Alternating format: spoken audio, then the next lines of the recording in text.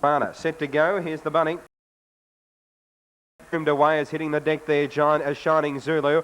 And it's Gem's Dream racing clear of Black Replica, third Piranha, and they're well clear of City Cougar, followed by Son of Pax.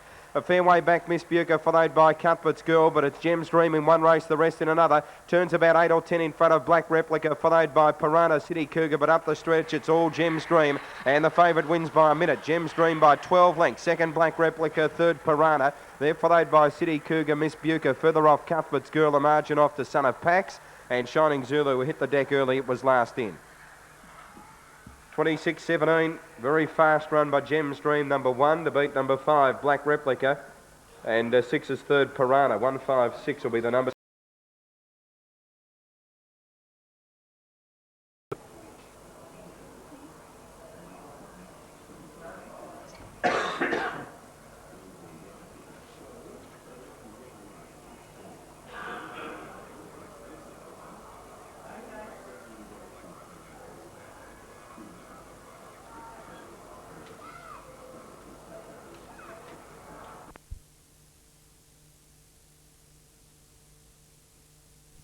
Piranha in 3, moving in. Canigos in 5, Carnegie 7. Box is filling quickly. Made to measure 2, Black Replica 4. Cyril Storm, Sebasto Sandy. Moving in well, last of them being boxed now. Green light on, race 9. Light on, lure rolling, all set. Ready to go. They're racing this time. Slow to begin. Made to measure near the inside. Showing speed out deep on the track. Sebasto Sandy going quickly too. Is Shining Zulu. Shining Zulu's going to hold them out and lead 2 into that bend over Piranha, followed by Carnegie. Getting through on the inside, and then came Sebasto Sandy. Very wide out. Made to measure, followed by Black Replica, Cyril Storm. And last Candy Lass in the straight. Shining Zulu. Grabbed by Carnegie on the inside. Here's a go. Shining Zulu kicks again out wide and beats Carnegie. And third home is Sebasto Sandy, followed further back in the field by Piranha, and then came Black Replica, followed by Made to Measure and Canny Lass. Amongst the tail end is Cyril Storm pulling up quickly. 9-7 on the photo. 9-7 on the photo. Number 9, Shining Zulu, the reserve. Still there to... Well, I think these may be slightly out. It's showing 340 and 170 as we get a further update there. 340, 170, that's probably more to the point. 340 and 170. Second, number 7, Carnegie, 180 in a photo for third. Number 8, Sebasto Sandy, third after the photo, so it's 9-7-8. 9-7-8 after race 9.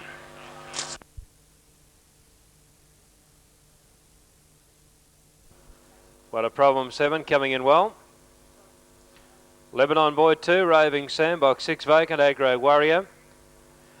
Yes, Hilton, they're almost ready to go here in the last, into 10-9 on. Number 7, What a Problem now. 11-4, number 1, Beatty. Almost set to go. Last coming up. Almost ready here, 10-9 on. What a Problem, number 7. Number 1, Beatty at 11-4, they're set to go.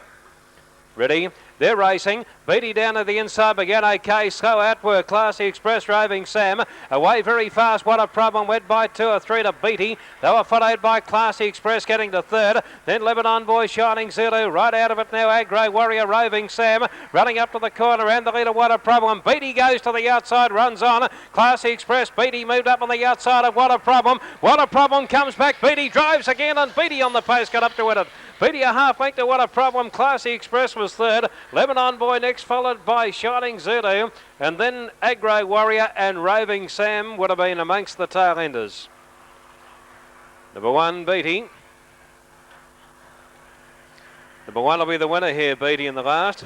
Right, back the other way, here we go.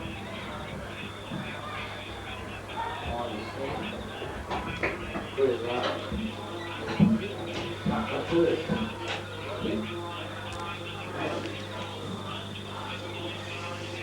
528 674. Yeah? Up to you. 3-1. Yeah, you better. Shoot. Yeah, by 1.5. By head. By 1.25. By 2.5. 9.65.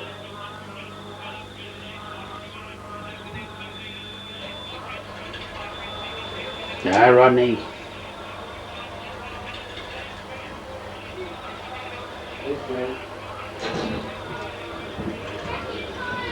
Fucking I don't mind to get down to that big runner, can you? Huh? You got 3:30, 1:30. Oh, sorry, mate. 3:30, 1:30, 2:10.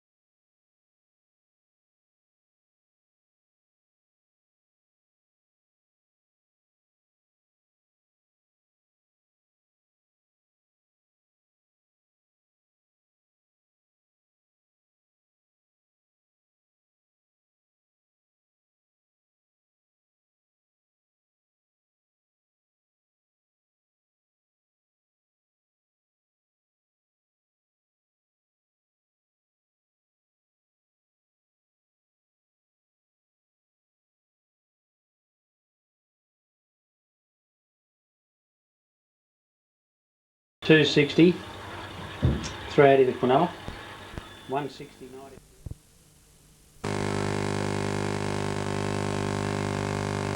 Now getting ready, Spanish Bomber, Farmer Hand and Crescella right. The evens are Royal Luck, Kidwelly and Kanganingi. Here's the bunny now, they're ready to roll race 8. Set. Racing. Spanish Bomber away okay. Royal Lane won the start. Kanganingi got out fast and driving through Spanish Bomber now. About 4 lengths to Farmhand, followed by Crescell. Second last Scam Hannah, last Kidwelly. Off the back, Royal Lane the front runner. Spanish Bomber angled off the fence a length away, length Kanganingi. And they've raced away from Farmhand, Crescell, Scam Hannah and Kidwelly in the home straight. Royal Lane joined by Spanish Bomber. Spanish Bomber hit the front and raced away from Royal Lane and Kanganingi. And it's Spanish Bomber winning well. Royal Lane second, Kanganingi's run third. A long margin off to Crescell, followed by Farmhand, and the last two in are Scam Hannah and Kidwelly. 7:08, 26.78. 7:08, 26.78 on race 8. He's won 3 out of the first 8 today. Number 1 Spanish Bomber first, 2 second Royal Lane by Kareem out of a Hey Sandy, Stephen Abela at Dreite, and 8 third Kanganingi by Eureka Man out of Ashley's Ace, Gary Hopper at Laverton. 1:28, 26.78, the split 7:08 on Zelina. Kills Cove and the favourite We Chance. Exhilarator DMS, Royal Lane, Philadelphia. Getting set, semi-final 2 of the Vic Breeders. Rich final are here next week.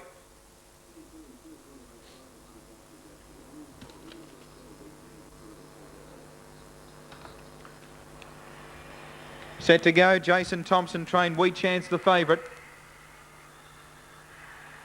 Racing, We Chance slow to begin. First out, Blackville Jamtra, Sailor's Cove on the outside, Philadelphia, Royal Lane out quickly. We Chance winding up around DMS, Dark Marvel and last Exhilarator. Coming off the back and Blackville Jamtra has got a big break. Race 6 in front of Philadelphia, DMS. We Chance a minute back. In front of it, Sailor's Cove, Exhilarator. Well back, Dark Marvel, Royal Lane in the straight. Blackville Jamtra in front. DMS is finishing strongly late. Blackville Jamtra hangs on though. I think it's just one Blackville Jamtra from DMS in a photo.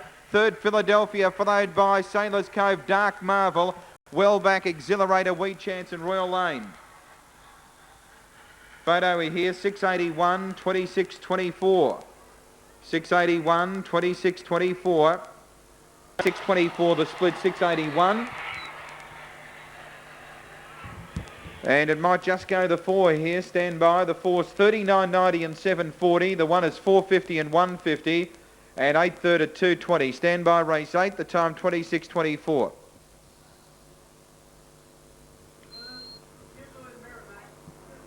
Number about to come up, race 8.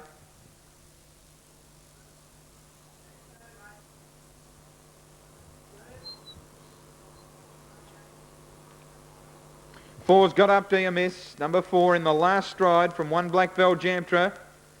And 8/3 Philadelphia. 4-1-8. 4-8 winner by head honcho from Remis, Leslie Parker and Peter Dapron. Black Jamtra, John Lenihan. Philadelphia, Marion Syracuse. 4-1-8, 26-24. 4-1-8, 26-24. 681 the split.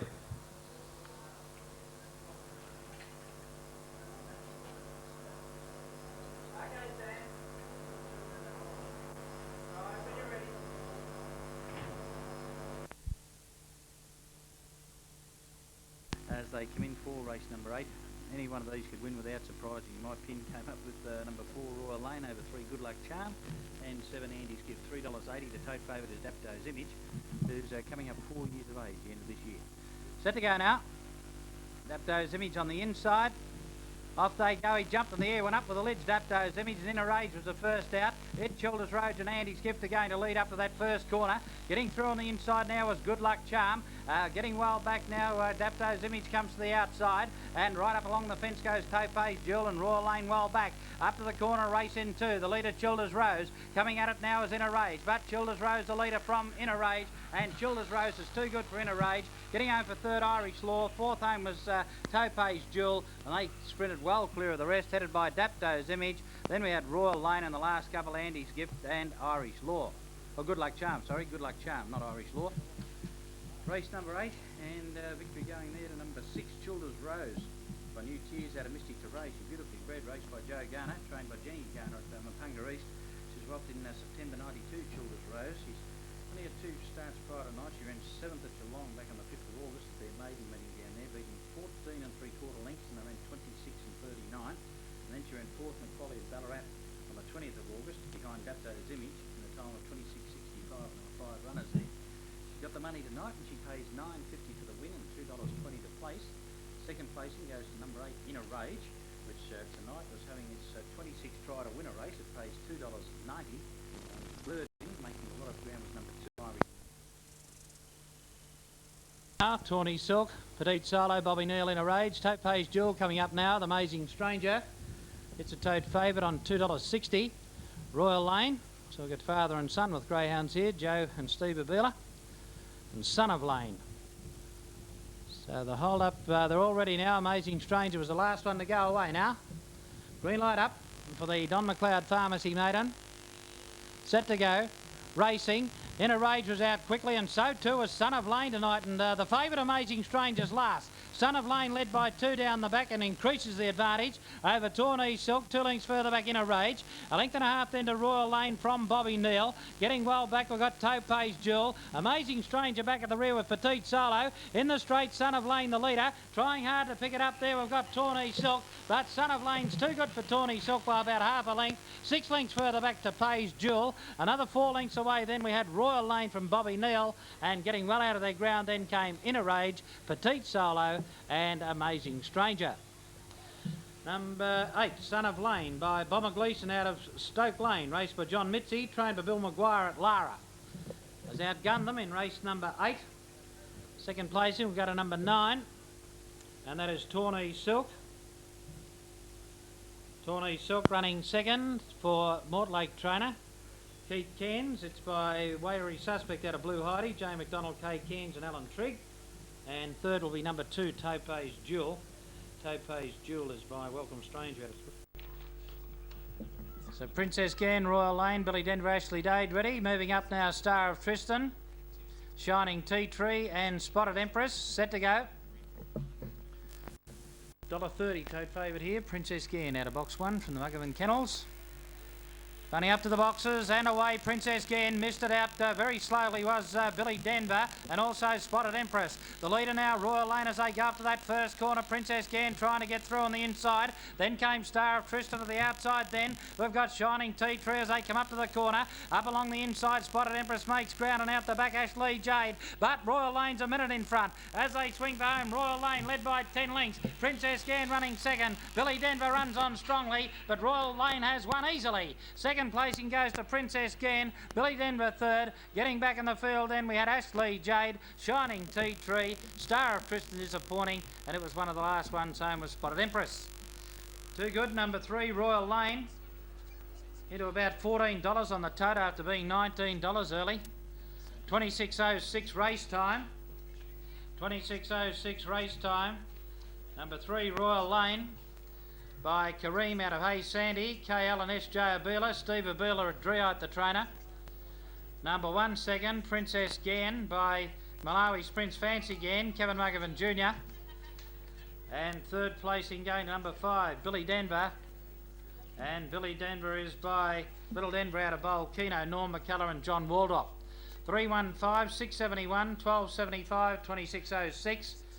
Royal Lane defeating Princess Gain and Billy Denver. The totes, $14 for the win and $2.50 the place. 14 even and $2.50. 1 Princess Gain pays $1.40 and 5 third, Billy Denver $1.70. Quinella $8.10. $8.10 the Quinella. The race to race double pays $59.30, $59.30. Race to race double, and just wait on the trifecta after race number 9. Totes there are $14 and $2.50. $14 $2.50. $1.40 for second, $1.70 for third. Quinella $8.10, trifecta $163.80. See you, die. Running double $59.30. $6.71, $12.75, $26.06. Just need the margins after race 9, but the all clear is there.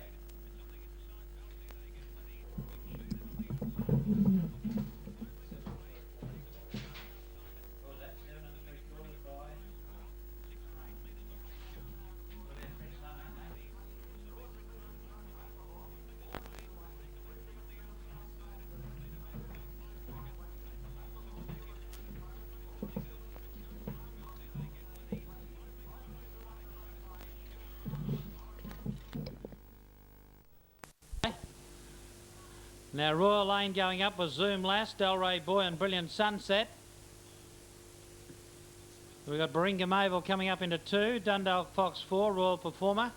Boomerang Kid drawn the outside with the tote favourite Royal Lane from box 1 on $2.70 as the last of them placed away now. Boomerang Kid on the outside, no blinkers on. They're set to go. Green light up. Lady Bay Tats Pokies grade 5.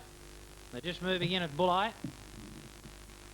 Off they go. Royal Lane on the inside began okay, but zooming away early. Zoom Lass got 3 lengths on Royal Lane, 2 away. Then came Boomerang Kid. Over on the inside, then we got Delray Boy. Around the outside, Royal Performer makes ground. And getting well back, then came Baringa Mavel, Brilliant Sunset. Dundalk Fox up towards the bend they race. And here's Royal Performer tonight cutting loose around the outside. It finds the front with Boomerang Kid. Further back then on the inside, Delray Boy, but Royal Performer, he found his best tonight and wins. Close for the minors, Delray Boy the inside, Boomerang Kid the outside, and then making ground Dundalk Fox from Baringa Mavel, Zoom Lass, Royal Lane and Brilliant Sunset.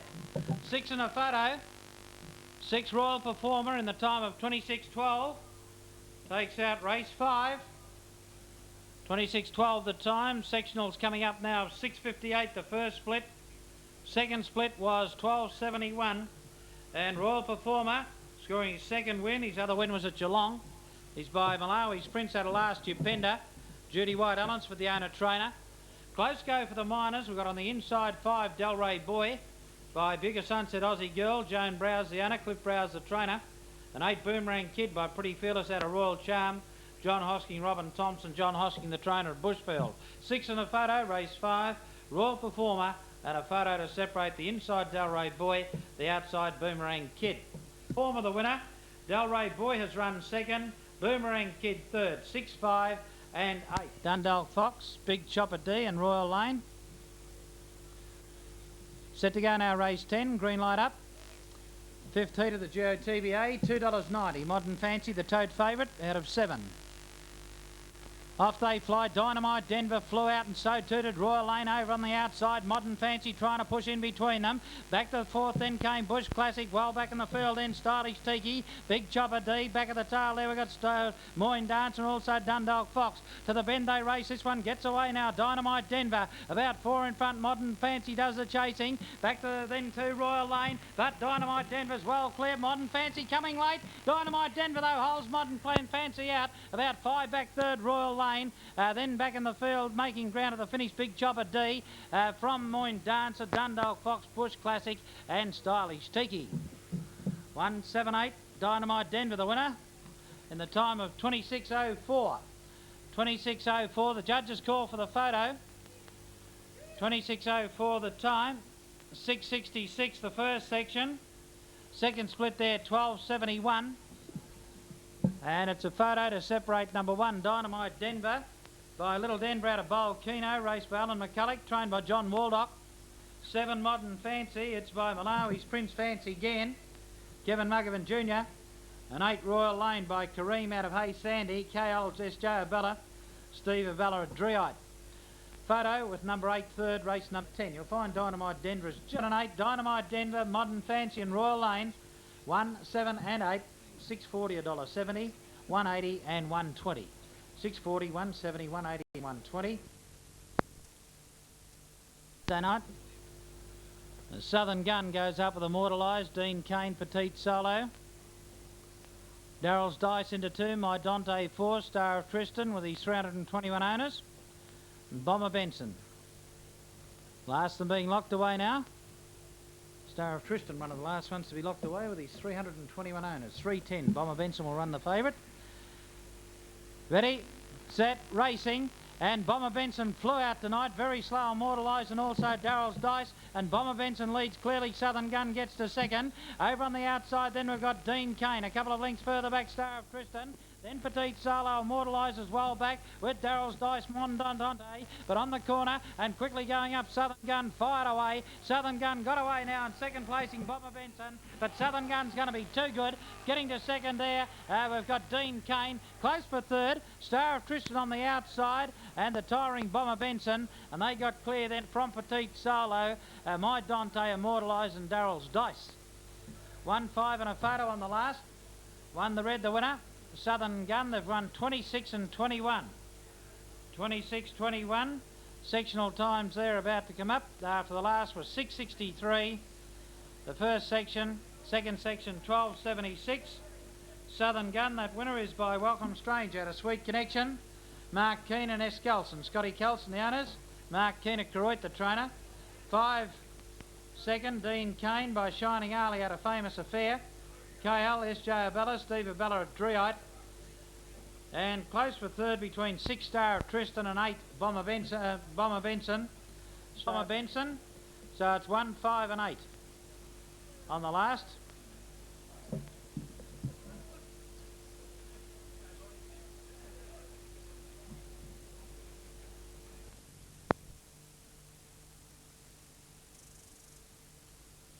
And here too, and Showday Switch, which is raced by Jerry Highland too, well known down there in the racing world, and he'll be hoping this one can win. D. Cox and B. Watts the other part owners, but Showday Switch is big odds, it's $23, whereas $3.70 Bobby Neal. Bomber Benson, it's $4 even. Set to go now for the Morses Undercar Maiden. Ready, set, racing. Star of Tristan, the Cadets dog, leads the chase early. Getting through on the inside now comes Bobby Neal, and around the outside, Pancho Don. Pancho Don gets away from Star of Tristan. Oh, Star of Tristan nearly fell, and Pancho Don's 4 in front. Bomber Benson does the chasing, 6 lengths further back, Malawi Made. They've broken the field up and girl of speed. Bobby Neal well back, but in the straight, Pancho Don's got a big break, and Pancho Don's going to score by 5. Second goes to Bomber Benson. Third in then we've got Bobby Neal. Getting back in the field then we had Malawi Made. Well back then Showday Switch, who made ground. Star of Tristan, well she got Poleaxe down the back. Girl of Speed, and it was one of the last ones home with Dean Kane never in it. Number 8, Pancho Don by Bigger Sunset out of Aussie Girl. Raced by PG and T.F. Brooks. That's Tommy. Well done, Tommy, from out there at Karoit. Follow Karoit in the footy next year. They'll be hard to beat. Ray Drew, the trainer. Pancho Don has defeated number 2, and that is Bomber Benson in the time of 26.14. Bomber Benson by Bomber Gleeson out of Linda Lee is raced by Peter Hubbard, trained by the owner at Mortlake, and third in going to number 1, Bobby Neal by Hot Spell out of Fox Lynn, Mark Burns at Onfield, the owner trainer. 8, 2 and 1, race number 7. Number 8, Pancho Don, pays $10 the win, $2.20 the place. 2 second, Bomber Benson, $1.10. 1 Bobby Neal, $1.50. 10 even, 2.20, 1.10, 1.50. The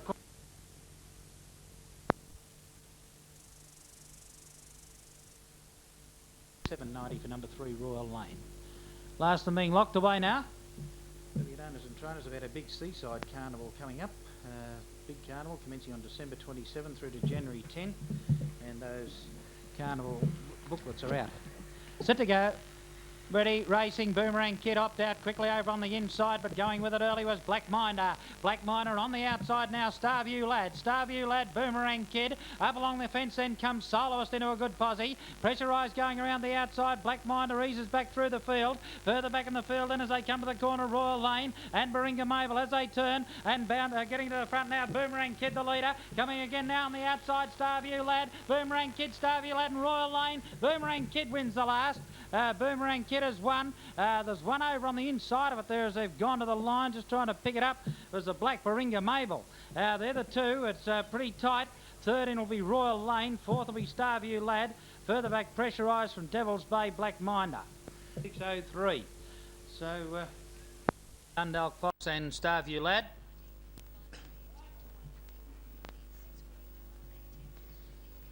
Karonga Black about to move forward with Royal Lane, Big Chopper D, and Childers Rose on the outside, a field of 7.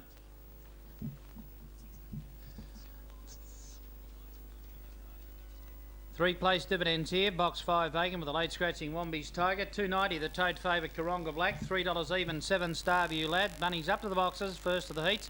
Callaghan Motors grade 5, they're away. Starview Lad away quickly out wide, but Royal Lane is going to lead clearly. Royal Lane got away now, led by 3 over Dundalk Fox, Starview Lad. Another one trying to go around there in the middle, just can't pick it up. This leader's got right away Royal Lane. That was Childers Rose getting the check. Out wide starting to run on now is Big Chopper Diva. They're a mile off this leader. Arbez second and last, and back of the tail Karonga Black, but Royal Lane's got a big break in the straight. 6 lengths in front of Dundalk Fox and Starview Lad, and Royal Lane's too good. Dundalk Fox second, Starview Lad third. Big Chopper D's run fourth, fifth home Arbez. Next in then we had Karonga Black, and back at the tail Childers Rose after getting to early bother.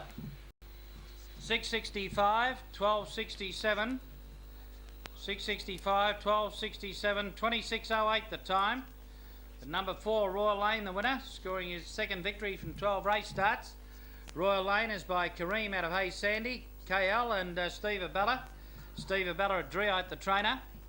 Number 3 second Dundalk Fox is by Fox Hunt out of Dundalk Charm, Brian Shelley at Moolap. And third number 7 Starview Lad, number 30 for the trifecta. Starview Lad by Star Chariot out of Kinvara Girl is raced by Peter Licente, trained by Joe Abela. He's the father of Steve, who trained the winner Royal Lane. 4, 3 and 7, 6.65, 12.67. The race time there was 26.08, numbers 4, 3 and 7. 7.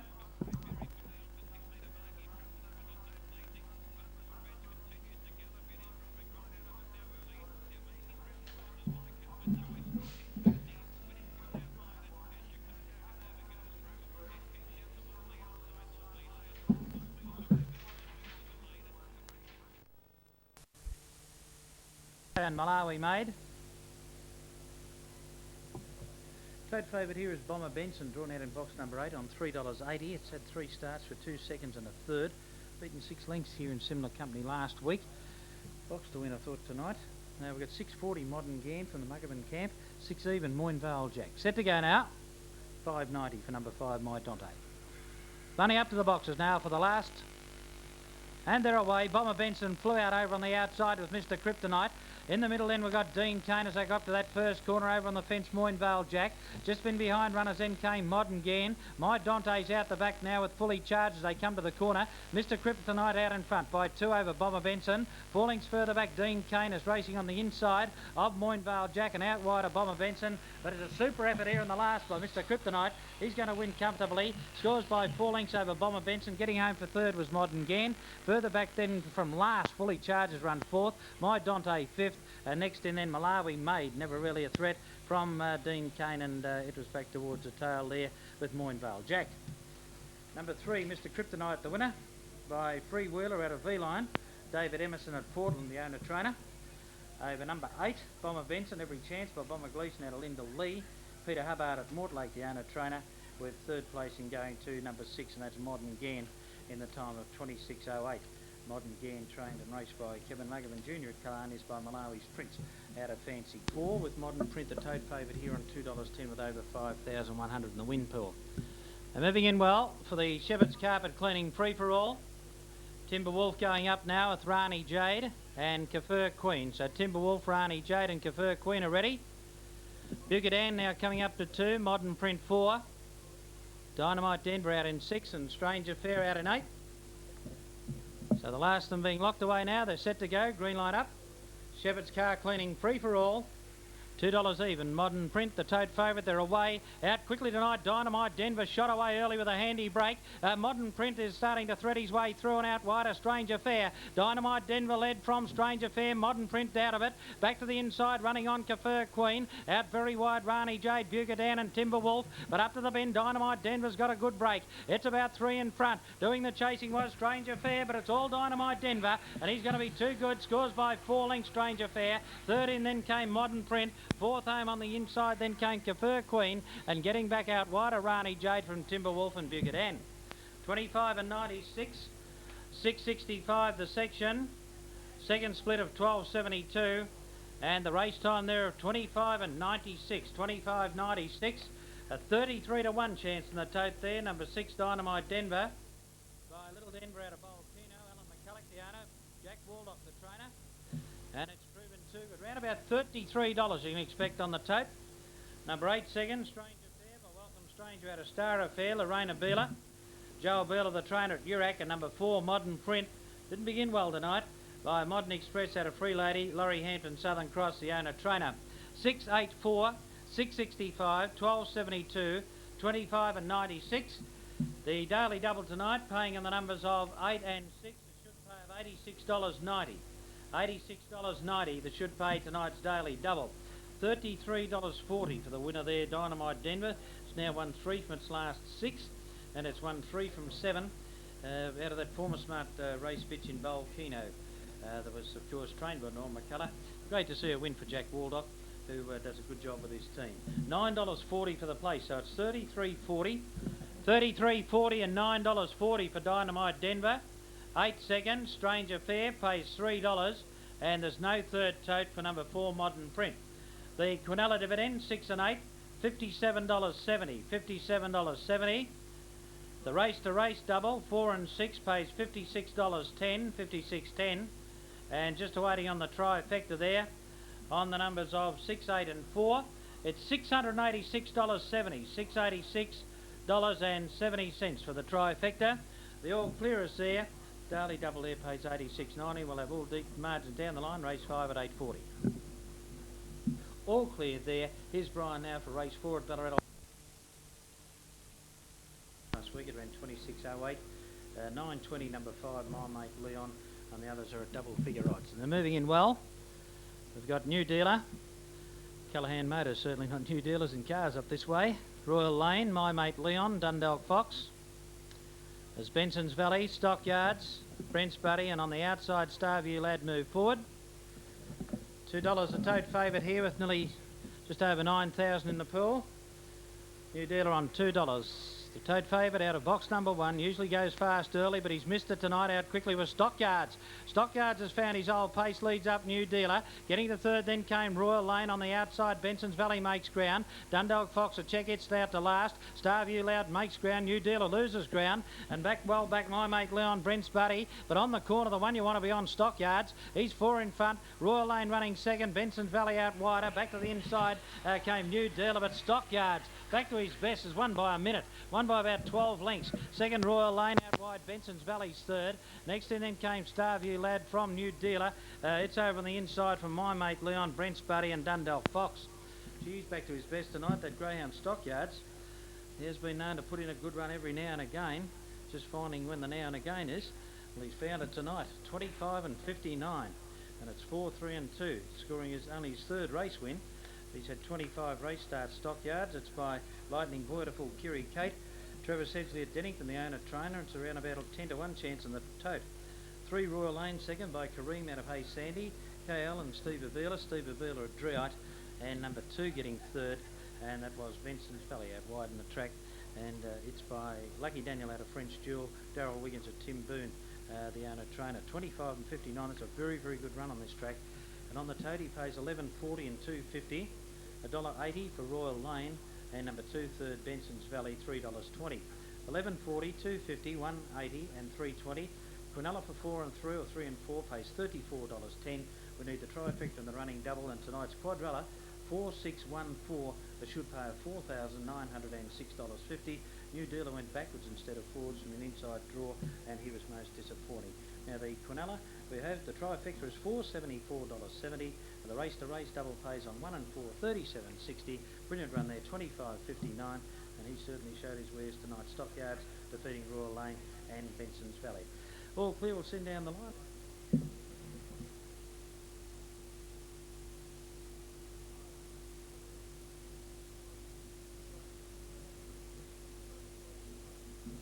Stockyards $11.40 and $2.50. Over 3 Royal Lane $1.80. 2 Benson's Valley third $3.20. Quinella pays $34.10. $34.10 the Quinella. Trifecta 4, 3 and 2 $474.70. $474.70. Running double 1 and 4.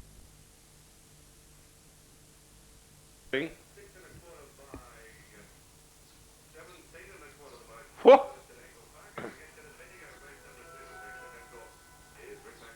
They might as well have said daylight, Johnny. $1.90 now. Amy Quicksilver into $1.90. Amy Quicksilver, a run favourite. Newbridge L $6.20. $6.40 for a Mary Doll, and then $7.60 Jock Park, who's won its last 3 in a row. Light on, Bunny Rolls. Second event, first leg of the double. CUB Carlton Grade 5. They're all set. Ready and racing. Tally Prince a little slow. Newbridge L jumped out beautifully, giving chase to it now into second placing. Stranger Fair from Farina Caesar on the inside. Amy Quicksilver getting through. Wider out, Jock Park runs on, followed by a Mary Doll. Tally Prince drifting back. Tail ender as Bummers Me Dad around the corner though. Front runner going well. Newbridge L well clear of Stranger Fair to second. Third placing Jock Park, but Newbridge L on the bunny chasing fiercely. Wins comfortably by 3.5 lengths. Second's a photo. Give it to Stranger Fair just in advance of Jock Park, who really did finish the race off well. A gap then in the field came Farina Caesar. Followed further back to Amy Quicksilver, a Mary Doll. And the last couple were Tally Prince and Bummers Me Dad. In advance of the fast finishing Jock Park. Numbers should be 2, 5 and 7 on the first leg of the double race 2, but stand by for them to become official.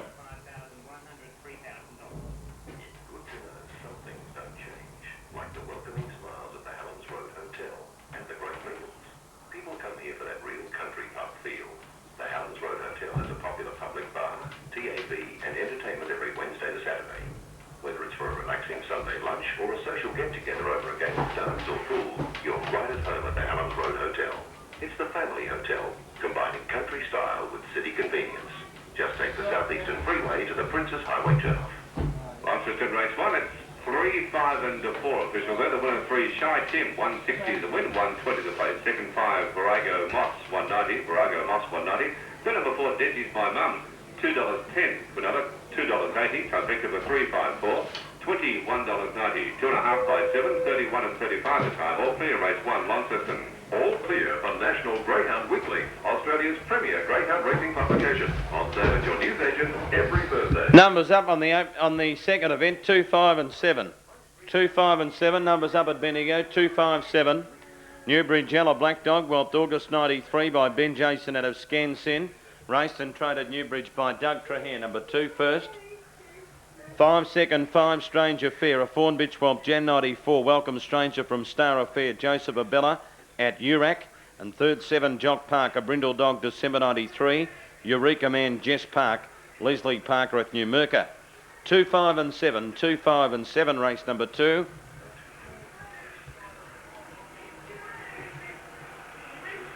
For 1, Chariot of Roses, and 4.40 for 6, Honey Crunch. Almost set. Time to get here. Ready to go, race 9.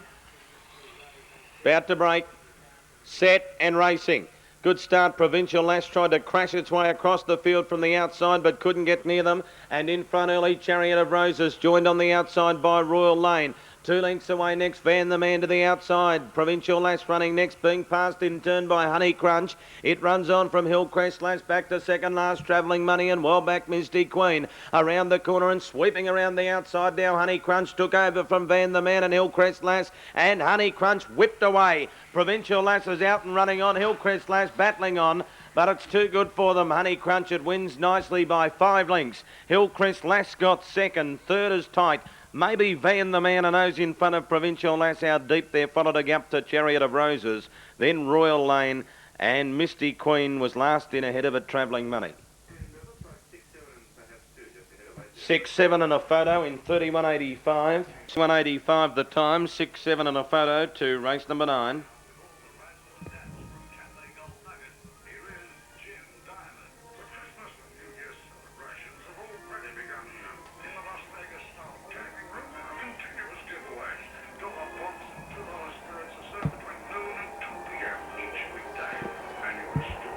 Repeating, 6, 7 and a photo, race 9.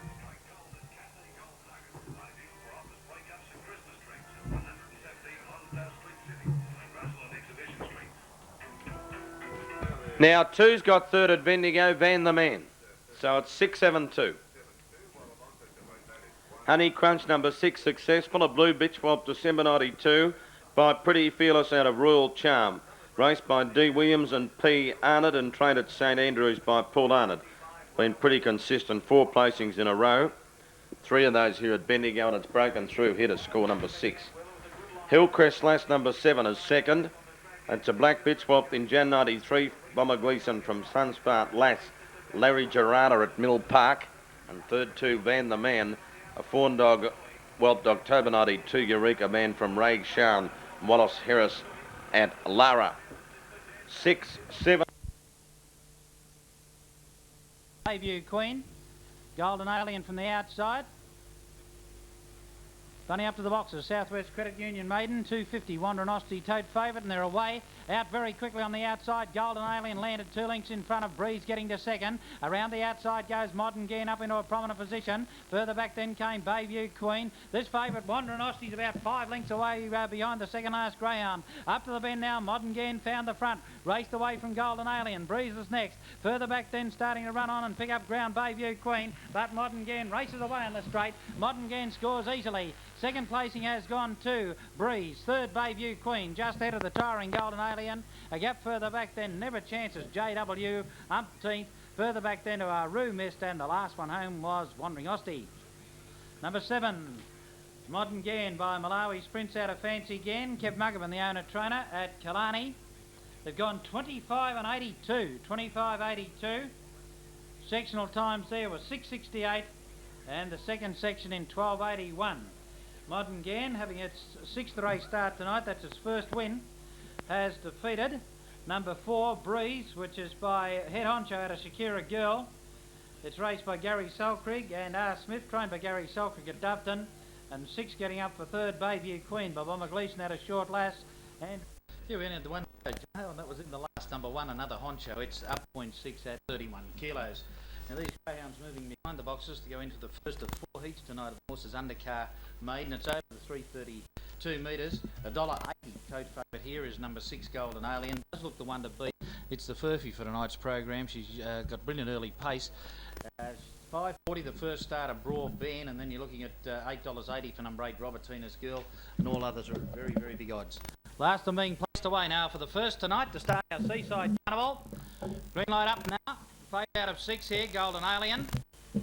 Broadband, the inside runner. A set box ready, they're racing. Broadband began well to the inside, but over on the outside, Golden Alien quickly shoots away. It's 4 lengths in front of on the inside, Broadband. Trying to get around it there was Robertina's Girl going through on the inside, then Hakea Man. But in the straight, Golden Alien's clear. Broadband's out after it now, but Golden Alien about a length and a half in front. Broadband coming too late. And the Furphy gets in, not much odds, but it's got the money. Golden Alien just beats Broadband. 4 lengths further back, then came Robertina's Girl. Another 3 or 4 to Butterfly Boy, then came Hakea Man. Never in it was Super Grover, Bon Wary, and Waterproof. To Fado, the time there, 19:54. Number 8 gets third. And that's Robertina's Girl, number 8 getting third. Robertina's Girl getting third, but it's a photo to separate 6 Golden Alien, which is by Star Chariot out of Kinvara Girl, Angelo Bonacci, the owner. Trainer is Steve Abela at Dreite. Number 1, Broad Ben, Malawi's Prince out of Snowy's Mariner, Tom Craw at Minus Rest. And third, number 8, Robertina's Girl, Walkabout Sid Robertina, Anthony Keating at Frankston North, the owner trainer. Photo here to separate the little greyhound, number 6 on the inside, Golden Alien, and the one on the outside, a big greyhound there, and that is Broad Ben. I think she's just lasted here, Golden Alien. She was nicely clear when she went past me, but Broad Ben was starting to put in the big strides, and it was like David and Goliath getting to the line. But I think Golden Alien, who was pretty short price favourite, $1.50 and $1.10, Broad Ben was $5.80 and $1.60, and for the place you'll get $2 even for number 8, Robertina's Girl.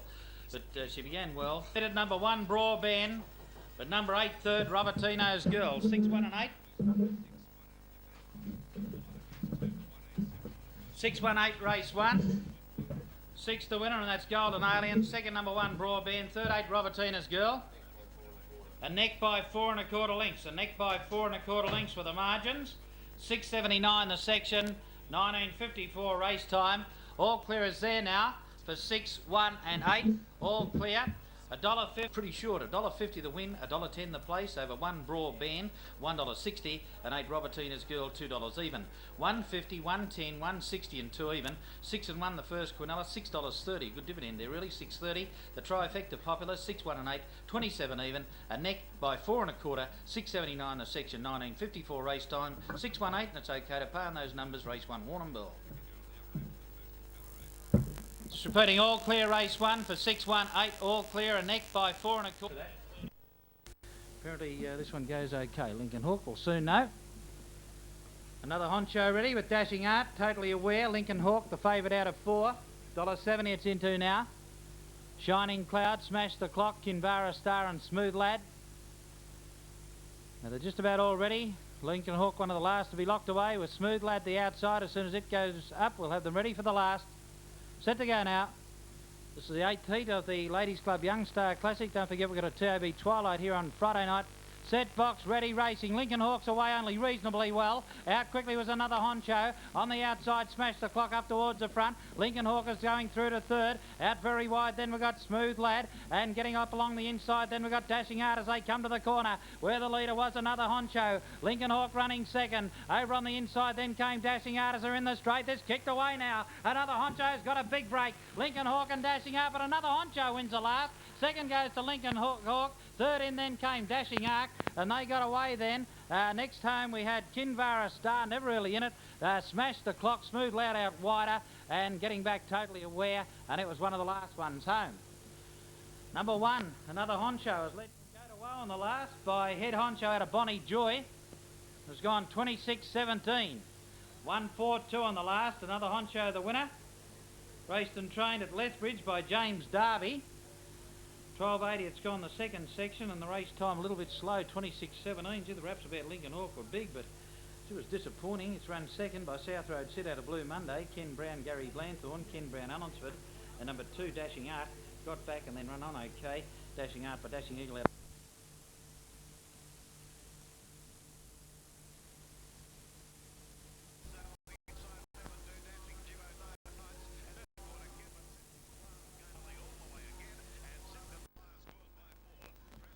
Going up now for the first tonight, the Dorothy Boyle Boutique Grade 5. Here's Johnny to 1, Nitra Fox 3, Super Pix 5, Farina Magic 7. So those odd numbers going forward now. Here's Johnny, Nitra Fox, Super Pix and Farina Magic. Now Wildfire Kid goes up with Golden Alien. Full Curie Flash, number 10, not Brett Buddy has shown some press today. He goes into 6 and Doug Zimming into 8, $2.80. Toad favourite. Here's Johnny out of box 1. Bunny up to the boxes. Dorothy Boyle Boutique Grade 5. Here's Johnny began okay, but they're coming across quickly from the outside. And Golden Alien, she's found a form tonight. She finds a front from Doug's Image. Here's Johnny getting a check there. Full Curie Flash drops off. And well back then, Super Pix, Farina Magic, Nitra Fox. But in the straight and Golden Alien going on all fours. She's going to be 2 good wins by 2 over Doug's Image. 3 8 third, then here's Johnny next, and then came Wildfire Kid. Got into it when the race was all over from Farina Magic. Further back then came Nitra Fox, Full Curie Flash, and it was one of the last ones home with Super Pix. 676 and 1955. 676, 1955 after race 1. And the winner there, number 4, Golden Alien. She found her speed again tonight from the traps. Led throughout by Star Chariot, Kinvara Girl. Angelo Bonacci, the owner. Steve Abela at Drewitt, the trainer, has defeated number 8, Doug's Image, by Carnival Boy out of Lightning Gleam. Boris Bailey, the owner trainer here in Warrnambool. With number 1 third, here's Johnny by Golden Currency out of Doing Plenty. Albert Smith at One Goom, the owner trainer. 676 section, 1955 race time. And we just wait on those numbers to come up into the frame after race 1. Only thing we have there is the race time of 1955. Numbers should be 4, 8 and 1, Golden Alien. It will be only his second victory. But 4, 8, 1, 421.50, $3 for second, $2.10 for third. The first Quinella 4 and 8 is $13.70. $13.70. The trifecta 4, 8, 1, $99. So the totes, there's the all clear now, so these totes official. 420, 150, 3 even and 210. 13.70 the Quinella. Trifecta 99 even. The margins 2 1/4 by 2 1/4. 676, 1955. All clear, 481, race number 1. Yep. Then we've got the all clear too with Golden Alien back to her best form tonight. She began as she started a career, a quick beginner. She's by Star Chariot, Kinvara Girl, Angelo Bonacci, the owner. Steve Abela at Drewitt, the trainer. Pays 420 and 150, number 4, Golden Alien. Over 8, Doug's Image, $3 even. 1, here's Johnny, 210. 420, 150, 3 even and 210. Quinella pays $13.70. $13.70. Trifecta $99 even. It was 2 1/4 by 2 1/4. 676, 1955. All clear, 481. Race 1 at the Bill. Here's Greg at Bathurst, race 1.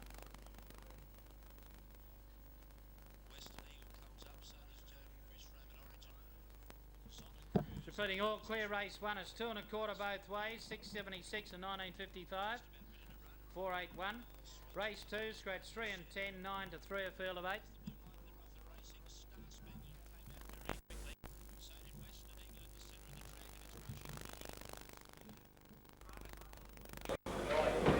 As they get set now, race 12, 3:47 the journey. Heat 2 of the C.B. Carlton, and they look to be all set now. There's the green light. 3:47 the trip.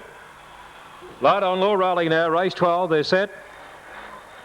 Racing, Rich Paws on the outside, a little bit slow to begin, very slow was Canberra. It's a great tussle, going fast, Rich Paws around the outside, went up to John Kinvara Star for the lead, just behind the micro tyres. They were followed further back by Tina Boy, Wee Marina, a scramble up out the back, Canberra, and also Longview on the straight though, and Kinvara Star got away, it'll come away and win by 2.5 to 3. Rich Paws second, micro tyres third from Tina Boy.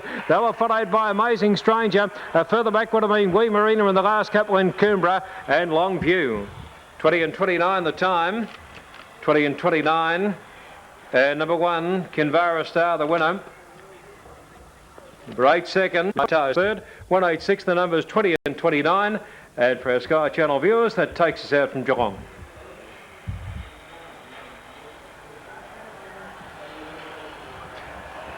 Yep.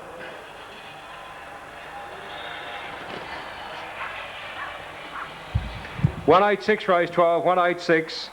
Kinvara Star, Rich Paws and Micro Tyres. Denver Eyes, number 2 by Little Denver, a 7-length winner here back on the 2nd of March and then failed behind Firing Bear last week after finding bother in a maiden final. He's up into a grade 5, but he's expected to go very close, and he's clearly the favourite.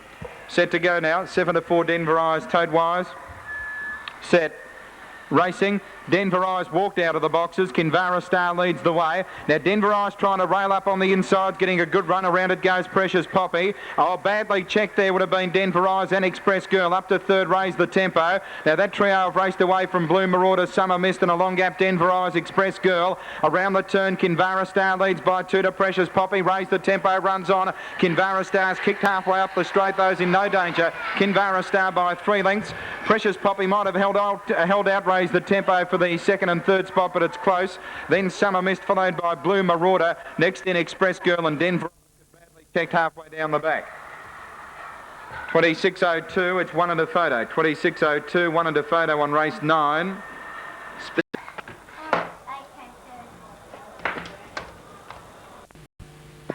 All boxed, race 8.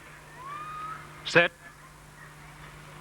Racing right ahead on the inside, began okay to lead, settling down. Going up fast, Hector Camacho, and wide out of Star Sweeper into the first corner as they turn to the back straight. And the leader here was right ahead, led by a half length. Going up on the inside, Multi-Man. A length and a half away to Young Raja, followed by Star Sweeper. Then came Sarimbar over near the inside. They were followed then by Starvulate around them as Sarimbar drifting back, and then Sunburn Kareem.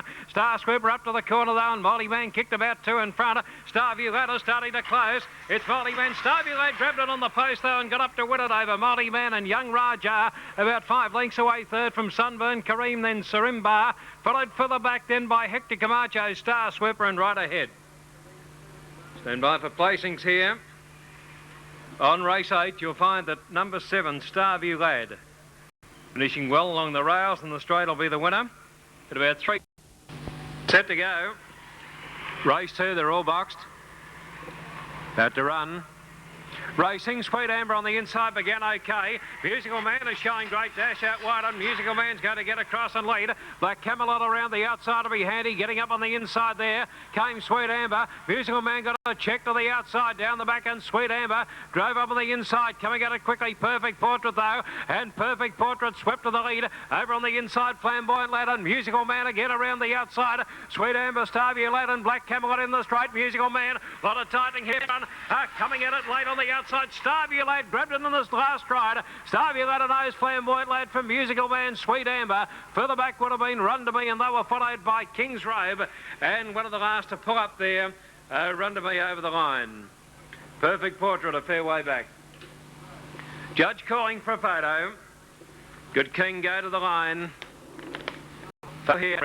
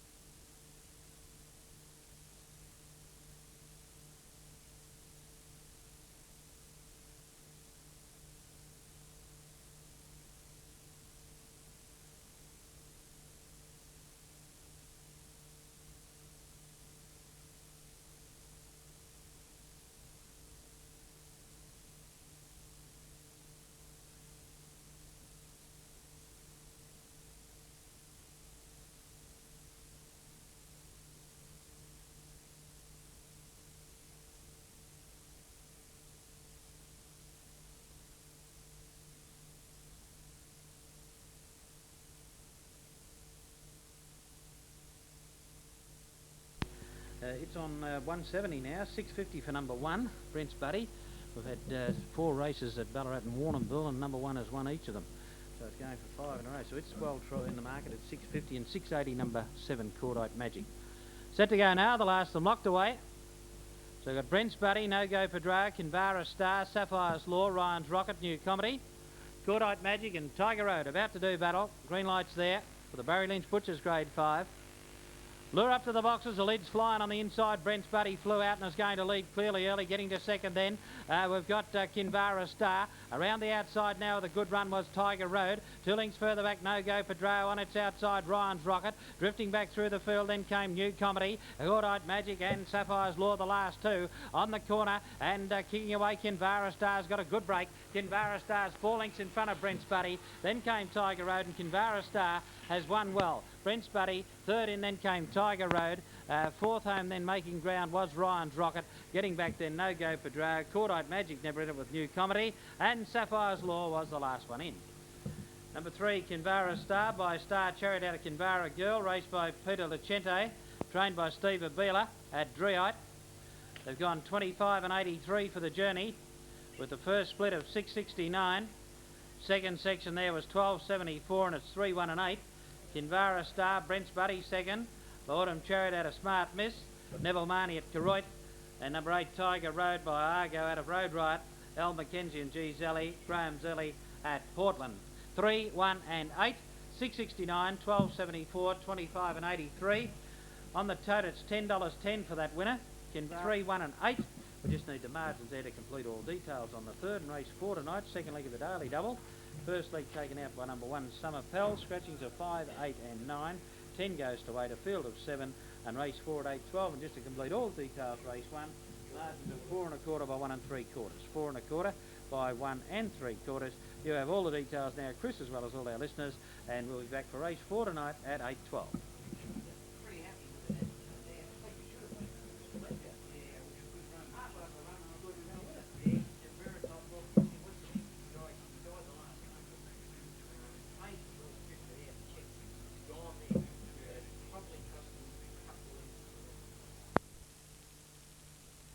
Marcel, 4 even Stranger Fair, 470 Black Bell Jamtra, 660 Benabria. All other runners are double figure odds. Last of being locked away now, Black Bell Jamtra, Barwidgey Sam, Balmoral Buster and Benabri. Final of the Warrnambool Provincial Cup heats next week, the Healthy Food and Exercise Provincial Cup. Express Hazard looks the one to beat there though. Green light up now, race 10, 332 metres a journey.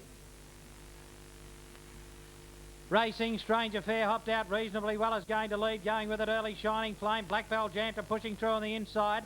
Benabree's out very deep on the track as they come to the corner. Then we had Barwidgey Sam, Carry On Marcel and Blue Marzipan, but in the straight, and Stranger Fair's kicked away. She's got a big break. Stranger Fair's going to be too good, wins by 4. Second placing goes to Black Bell Jantra, Shining Flame 3rd. Next home then came Benabree. Over on the inside, Balmoral Buster made ground. Further back then, Blue Marzipan, Barwidgey Sam, and back towards the tail, Carry On Marcel. Number 1, Stranger Fair, first out, first home. I welcome Stranger out of Star Affair, Lorraine Abela the owner, Steve Abela at Dreite the trainer, winning double for Steve. About $4.10, $1.20 from number 2, Black Bell Jamtra. By Malawi's Prince and Nahinal Gem, Bones Lenihan at Toolong, the owner trainer. Place to be round about 210, and number 3, Shining Flame, puts a bit of value into the trifectas there. Just missed that dividend there for 3rd. 666 and 1925 after race 10, numbers 1, 2 and 3, Stranger Fair, Black Belt Champra and Shining Flame. And we'll have all details there shortly with a win dividend of $4.10 on the 3 3/4 by 1 3/4, 666, 1925. We'll have the betting shortly. No late scratchings for tonight's card. Back to the first, and the numbers here were 1, 5, 7. Karonga Black the winner, 5 to 4 on and favourite, 260 and $1. Copeland Gaze 7 to 1, 290. What a Tea Tree 12 to 1, 280. 1440. The trifecta 157.60. The favourite there, the winner, Karonga Black at Take 5 to 4, race 1. The second, it was 1, 2 and 6. 1 the winner, Summer Pell Evans favourite, 260 and 180. 5 to 1, 250. Mr. Kryptonite 20 to 1, 540. 760 Quinella. 140 trifecta. Running double $4.20. Summer Pell. In the third, the numbers here were 318. First of Steve Abela's winning double. It's about as short as you. 5.30 Starview Lad, $4.20 Mikado Man, and big value about 6 and 7. Our Shack and Diamond Luster are both at $11. Good race this. They're set to go. Third of the night. Bunny's rolling. Set. Racing. Starview Lad slow out, so was Diamond Luster. Now from wide out, Kyle's trying to cross them, but a hunting chariot went through and led Starview Lad underneath it. Kyle makes a line of 3. Mikado Man's only a length away and a length behind it. Go Hunter as they jam up down the back. Followed further off by Our Shack, Diamond Luster and last Classy Honcho. Coming off the back, Starview Lad a length in front of Kyle. Mikado Man still railing. Hunting chariot, Go Hunter ahead, the rest around the turn. It's Starview Lad in front of Kyle, trying to go between runners. Hunting chariot, Starview Lad in front. Kyle won't get Starview Lad, and Starview Lad leads all the way to beat Kyle. Third would have been Our Shack with a late run over Go Hunter, followed by a Hunting Chariot, Mikado Man, Diamond Luster, and Classy Honcho back with the tail enders in a keenly contested race. 14.30 and 32.06. 14.30 the split, 32.06 in the 6. 186 official. Starview led by Star Chariot out of Kinvara Girl. Is raced by Peter Lassetti, trained by Stephen Abela at Driite. Is a black dog whelped in February 94. Number 1 Starview Lad beats number 8 Kyle by Ben Jason from Info. Mark Morrissey at Myers Flat got pushed wide when he was going forward early, was 4 deep through the catching pen and down the back, but then seemed to have every chance from that point on. And Our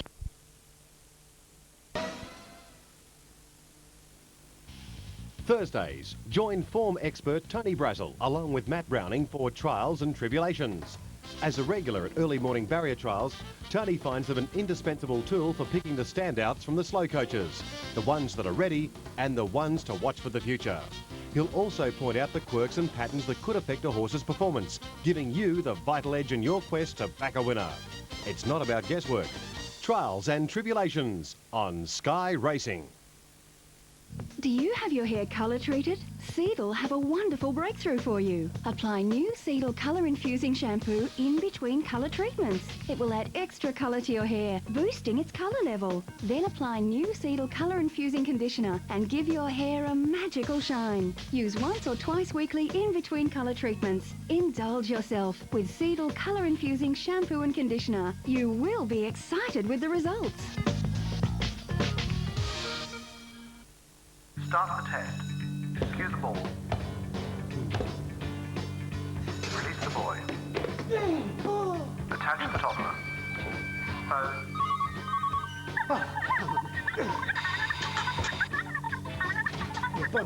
Send in the husband. Hi, honey. I'm home. What's for dinner? Ingham have worked hard to make Ingham Chicken Solutions easy, no matter what life throws at you. Easy chicken solutions for the real world. I'm just trying to calculate the odds on winning. Cardiff Toyota and Newcastle Mazda's great $50,000 giveaway. And the odds are looking really, really good. All you have to do is buy a new Toyota, Mazda, Kia, Subaru, Daewoo, or choose from over 400 quality used cars. Such good odds, it's a sure bet.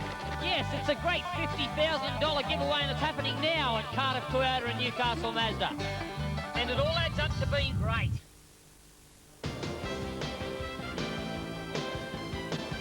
If you want to be part of racing, there's no better value than a racing club. You can meet the trainers, get access to our tipping line, all sorts of things. It's great. Not only are you part of the club, but you have a chance to win big with the club's prize pool. It's not just the money you can win, there's also holidays with spending money. Make sure you don't miss out on all the fun and action. Come racing with us over the Spring Carnival. To find out more, phone 1300 30 7223. Samantha was born with cerebral palsy. It wasn't her fault. It wasn't anyone's fault. But it meant for the rest of her life, Samantha would need help. The condition doesn't touch her mind, just her body. The Spastic Centre needs funding to help those living with cerebral palsy. They'll know you helped. The Spastic Centre, because a mind is a terrible thing to waste. Hi, I'm Michael Walker and this is a sheep.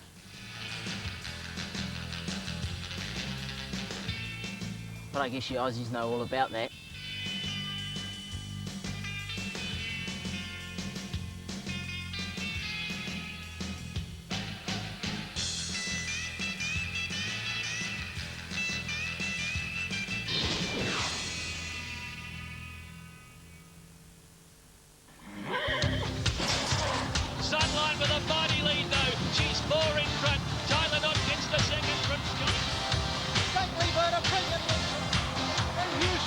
Baker down the outside with an explosive burst of speed.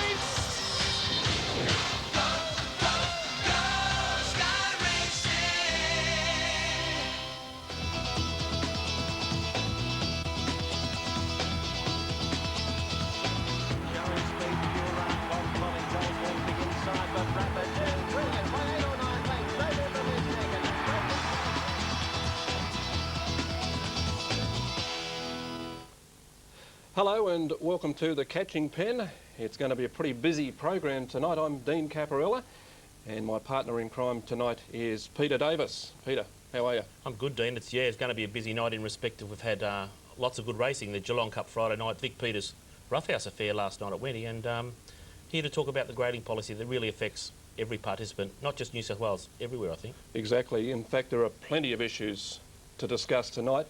In fact, in tonight's show, we get the latest news on the corporatisation of greyhound racing in South Australia.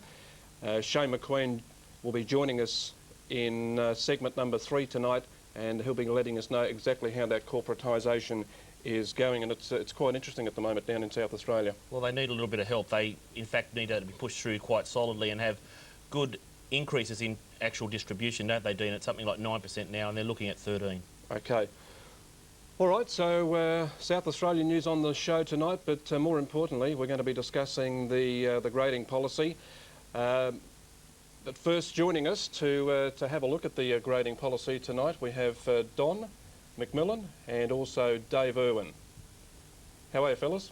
Good, Dean. We'll get to you both of you gentlemen in just a moment. You'll certainly have plenty to say.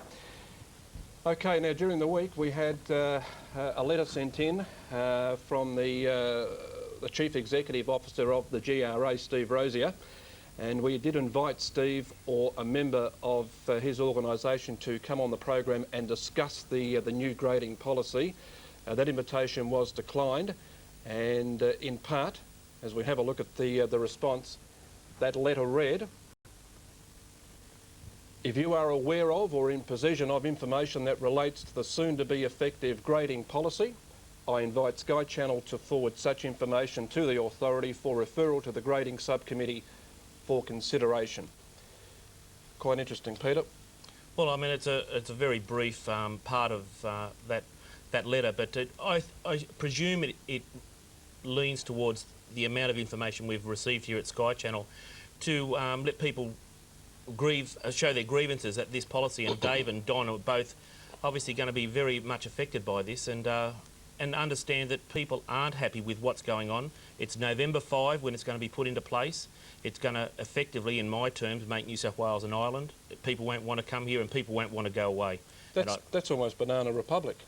It's not good, and I don't think there's been enough consultative process. Dave and Don, two of the most senior trainers in the country, and certainly winners of Group 1 races for a long, long time now, will certainly let our viewers know what they think of it. Well, Don, firstly, how is it going to affect you? Well, I think it's absolutely ridiculous myself. I spoke to Gary Keenan and I asked Gary Keenan, I said to him, now, why is this policy being implemented?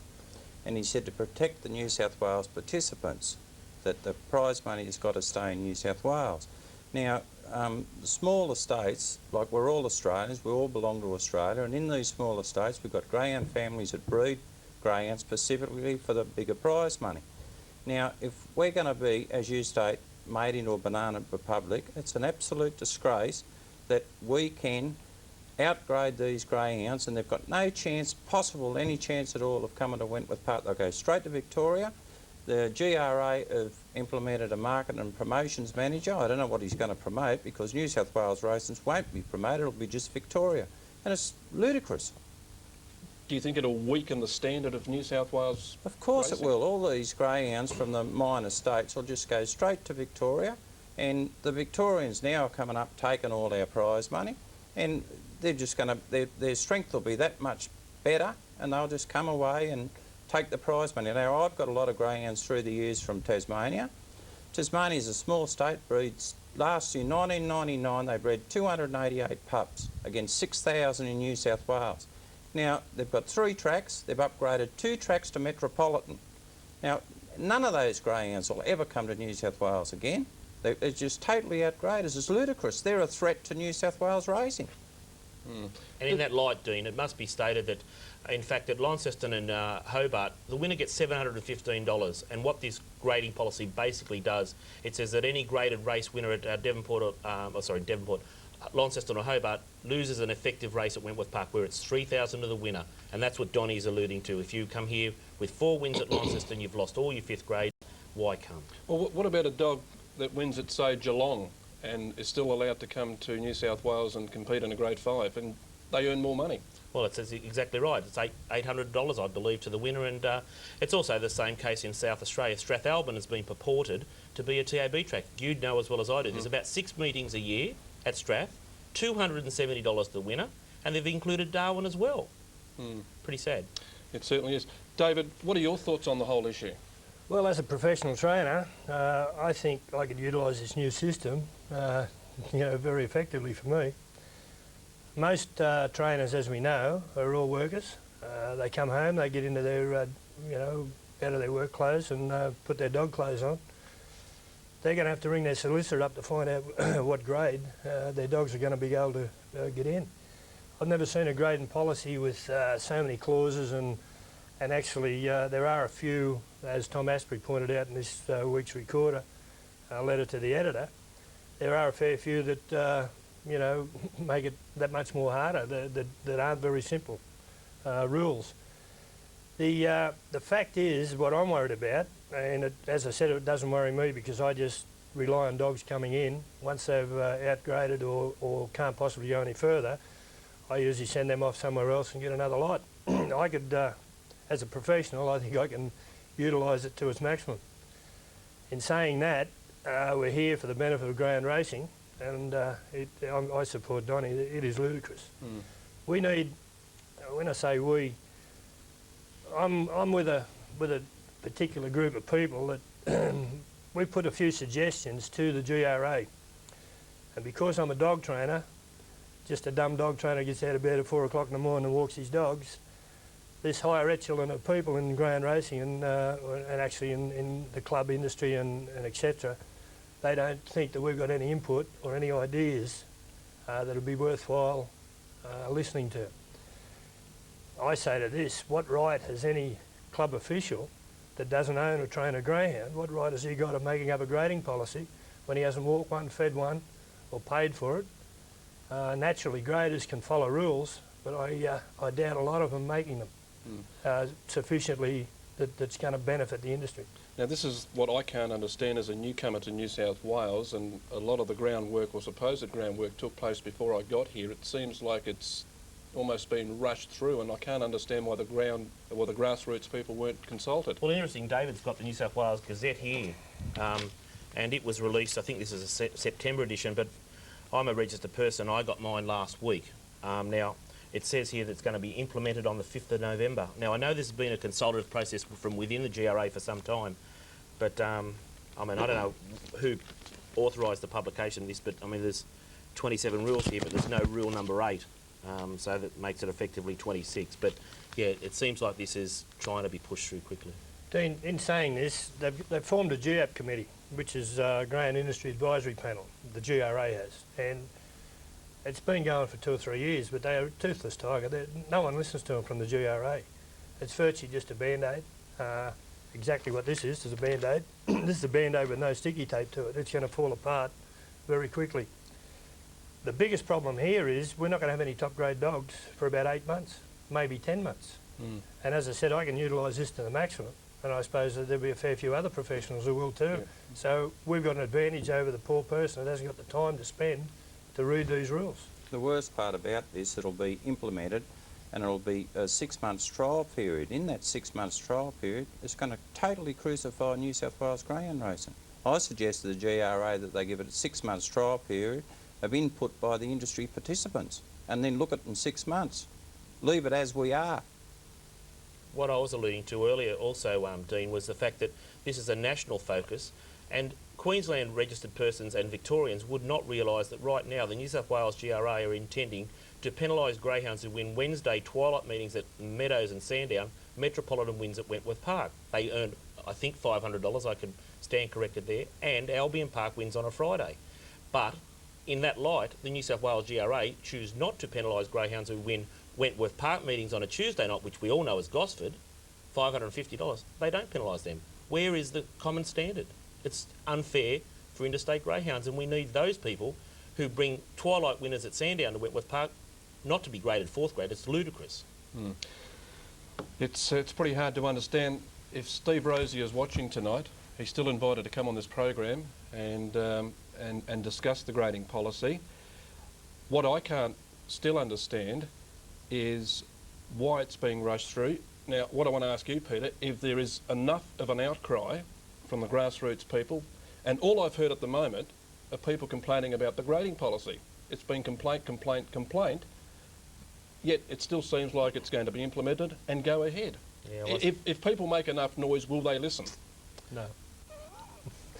Why I say that, Dean, in this GRA Gazette, we've also got a statement. The trainers and owners of this state signed a petition against the GRA, and there was 10 points put to it, and Ross McGinn, the chairman of the GRA, wrote his answer.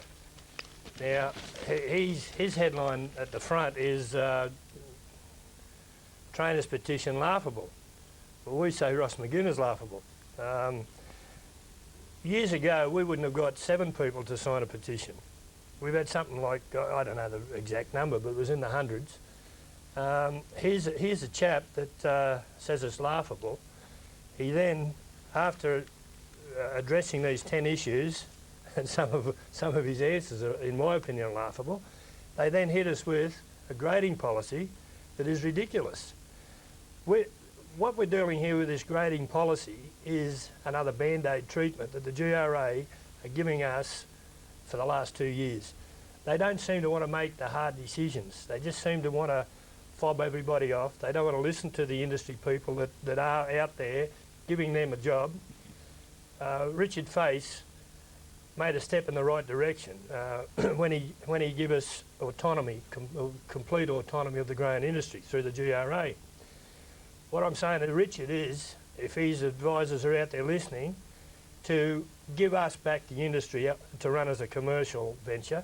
We realise that under state law and government that the regulating body has got to be appointed by the minister.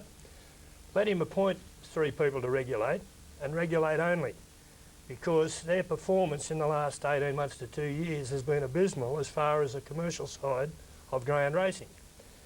Let the greyhound racing, we can't employ a public servant who we've got now as a CEO, who was groomed for the job.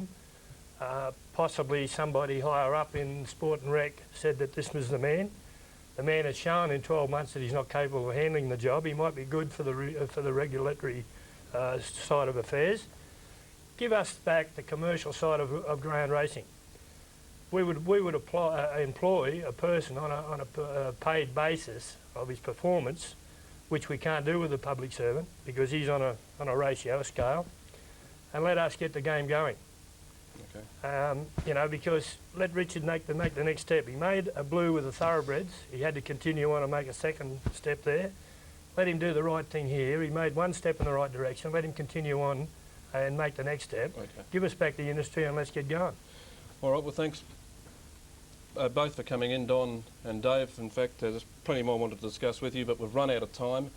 Let's hope it doesn't force people like you out of the game in the state, and the invitation is still open to the GRA to come on this program and give their side.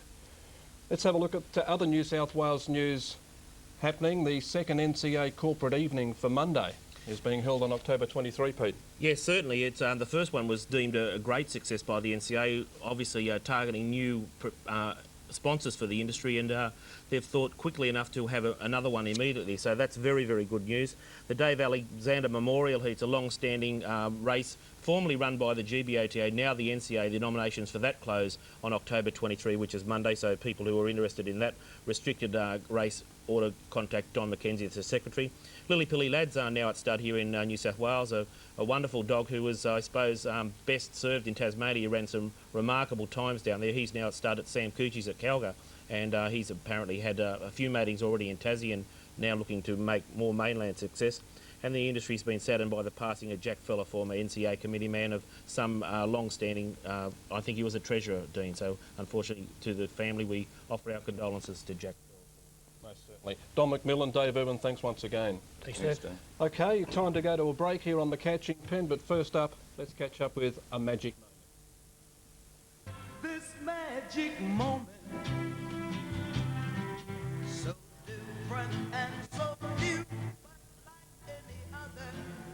Racing, and Cindy Lass jumped well, the Silk on the outside, and Brother Fox has jumped with them and exploded to the lead. Brother Fox the leader, a length and a half to Wharton Lily second, followed by the Silk Brave Gambler, behind them Maitland Mac, and then a break to Winfield, followed by My Oscar and Cindy Lass in trouble last. Brother Fox straightened in front, led by 5, 6, now 7 in front was Brother Fox. Second place getter was Brave Gambler, but it's all Brother Fox and has blitzed them. Brother Fox leads, wins by 6 lengths. Second placing Brave Gambler. This magic moment,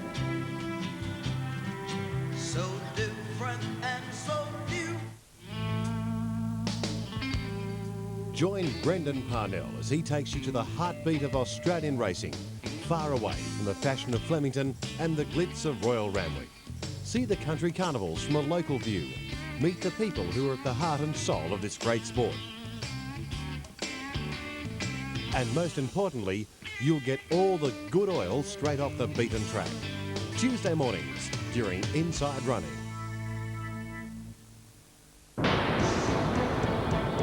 In front is Just the Best. Start cheering, folks, for the new Queensland star. Just the Best wins the Vince Curry by 12 lengths.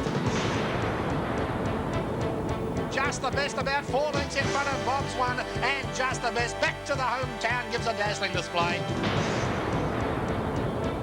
Look at this bloke go. Just the Best tearing away. He's won by about 14 lengths.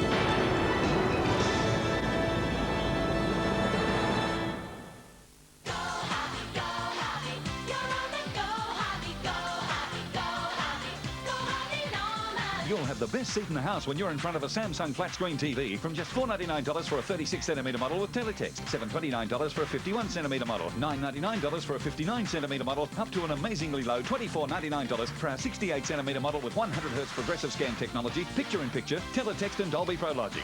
Go Harvey Norman and Samsung. What a team!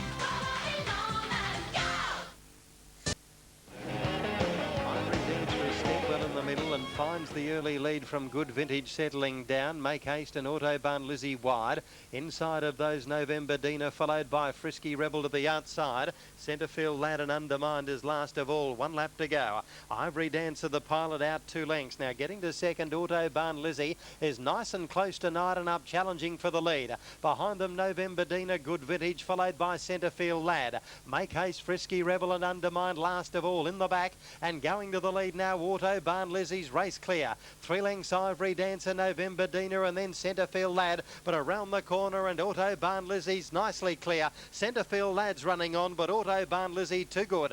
Wins from Centrefield Lad, Ivory Dancer third. Well, there we go, the infamous second race at Wentworth Park, Peter Davis. A couple of meetings ago we saw a race 2 declared a no race. Last Monday night, a Queensland Sting. Well, 48 hours earlier, Manton had lost a race that we all thought that he deserved to keep, and then on Monday night, look what happened. The TAB in Queensland loses approximately $170,000 on a race through a technicality. Their ruling, I think it is, of a guaranteed minimum dividend. It was ingenious if you're the punter. I saw a few sleepless nights for execs in Queensland. All right, well, let's explain to our viewers exactly how the Sting was pulled off. If we can use the word Sting, and plenty of people have. Peter, perhaps you can explain for us. 2 $350,000 bets were made, and there was no profit on those bets. No, they obviously understood that would return a minimum dividend of each greyhound, providing they ran a place. Because the pool was so big on those 2 greyhounds, the others were paying a minimum of $40 a win. In fact, the second greyhound was the dog who paid the least dividend for them. They was up to about $41.70, I believe. And the rule worked that, here we have, I think, where is it, 41.40 was the 41.40. And that was how the pool was manipulated, such that every other runner was going to pay them in excess of $200,000 dividend for a place, providing, or when the other two ran a place. So if we then see how they had a pool after X's were taken out of 600,000, it's divided by 3 as we all expect, a guaranteed minimum dividend. If the two dogs run a place, there's 700,000, then there's a $40 times $5,000 dividend, their net profit. What would have happened if both the heavily backed dogs missed a place? Approximately a loss, I believe, of $130,000. They get 3 lots of roughly $200,000 dividends. They outlaid 730, they get a bit over 600. So a loss there. One runs a place, they win approximately $22,000, and they got the best possible scenario with them two running a place, which was a little bit of struggle in the last little bit. Yeah, no, exactly. It's a situation that sneaked up on everyone, including the Queensland tab. Well, it required a big investment on a small pool. So, but yeah, they got away with it. I mean, I don't know whether we've heard the end of it. I think the authorities have handed it out or frozen the account. And well, I think there's legal action pending, so I don't know how much we can actually comment on it, so we won't. But let's say this, it won't happen again. You'd like to think they wouldn't make the same mistake twice, the tab. Yeah. All right, well, let's have a look at other news making the headlines in Queensland during the week. The Ipswich Cup. Yeah, big race. It's been won by some outstanding greyhounds, and Tuesday night is going to be the focus of attention there at Ipswich over the 500. Within Johnny Romer has raced away from Tony Zammit in the Trainers' Premiership at Albion Park. He's going great guns, as the whole team of the Rymers. And there's an interesting news coming out of Queensland regarding an anonymous complaint to police about an incident. It's a bit vague, though. Very, very vague. The police would like to hear from the anonymous person, but very, very vague. There's no indication of what the complaint is, let alone who made it. So they would like that person to contact them, the police at Superintendent Anne McDonald or Sergeant Steve Dabinet. And finally, in Queensland, some very good news. Rapid Journey's first puppy to race. Petite Chimes won at Albion Park on Friday afternoon. Out of Model Ostia, March 99 whelping, did a terrific job. Inside, Petite Chimes behind them. Fond Return and Ragtime Ruby down the outside. Out of the straight, Full Pelt is a little wide.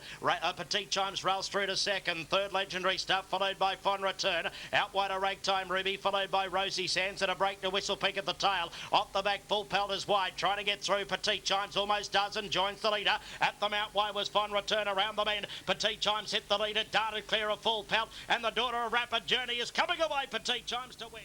Petite Chimes, Peter, there was a lot of similarities with Petite Chimes and Asai Rapid Journey angling across to the fence, and once it found the fence, it went very keenly. Yeah, she's obviously a promising type, and the Ostie name comes up again, Dean. We're all very familiar with it, a bit like the Bales. It's but a first starter for Asai.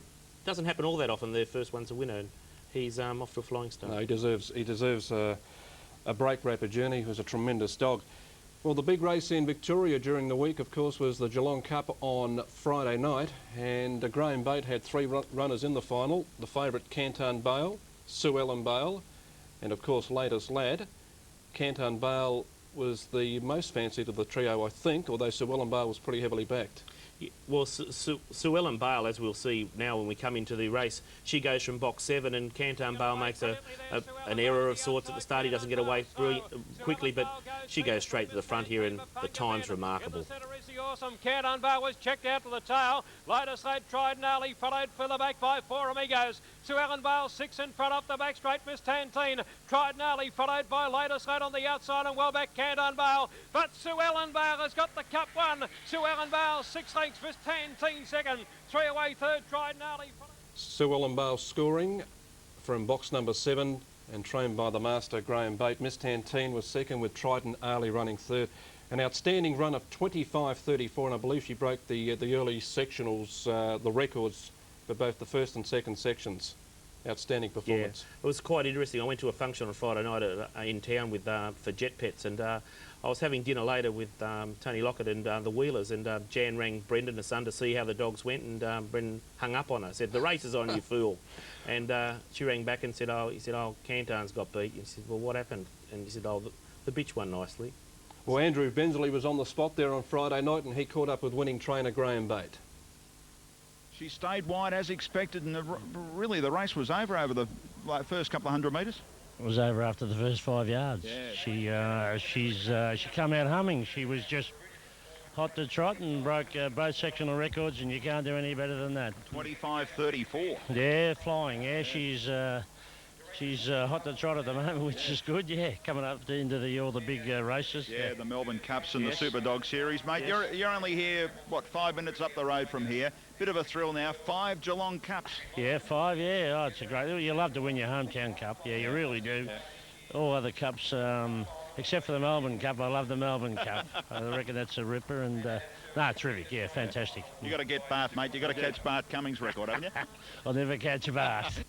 And just before we move on to our next item, Pete, Webster Bale is a little brother to Sir Ellen Bale, and I got a call today to say that he'd won the Colpara Cup in SA yesterday. The litter have won almost $180,000 out of Merrily Bale, so she's been a fabulous producer. Yeah, she was a 34 dog at Wentworth Park, a daughter of Balagari, so it just goes to show Paul's international breeding scheme has been a runaway success. The Devonport Cup in Tasmania was the highlight of racing down there during the week. Well, the heats will run on Thursday. They've drawn together a super field, and we had some outstanding performances once again, Pete. A tough race this final, and I suppose the dogs to beat a Wingaran 6, he's badly boxed, I suppose, and El Supremo, Peter Bowen's dog, a dog that Donnie McMillan's had, and I suppose this grading policy throws up the question whether he gets him back, but he's going terrific, El Supremo, a tough race. Dogs of similar ability, 6 and 7, I think they'd fight it out too. El Supremo going the quickest of the heats, going 25.66 for the 452 metres. WA news, Pete. Yes, WA news is there's plenty happening over there. The trials at Cannington are about to be moved forward to a 7 a.m. start effective of October 30, so owners and trainers be wary of that. The 7 a.m. start, which I suppose the hobby trainer would appreciate, an earlier start. Yep. We've got the industry forum to discuss issues in, upcoming in November, so that's a very interesting element. The West Australians, the Sandgrapers, have got it right. They certainly want the participants to have some sort of input into their game. Maybe it doesn't happen elsewhere. And New South Wales TAB obviously has extended the coverage of Cannington and Mandurah on Fridays and Saturday nights to include the full meeting, so that provides night hours with another betting medium. Terrific. That's the news happening over in Western Australia. Well, the news in South Australia is coming up after the break. Shane McQueen, the Chief Executive Officer of Greyhound Racing SA, will be joining me. But right now, let's have a look at the run of the week.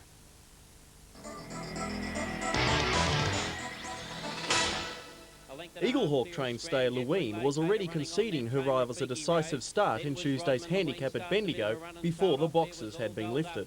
Wearing the one rug, Leween took a while to warm up, and by the time the field had reached the home turn, her backers would have been ready to tear up their tickets.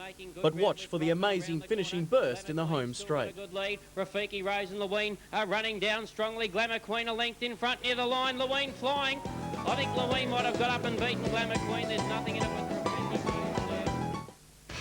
Punters, if you're serious about winning at the races, you can't afford to miss Inside Running.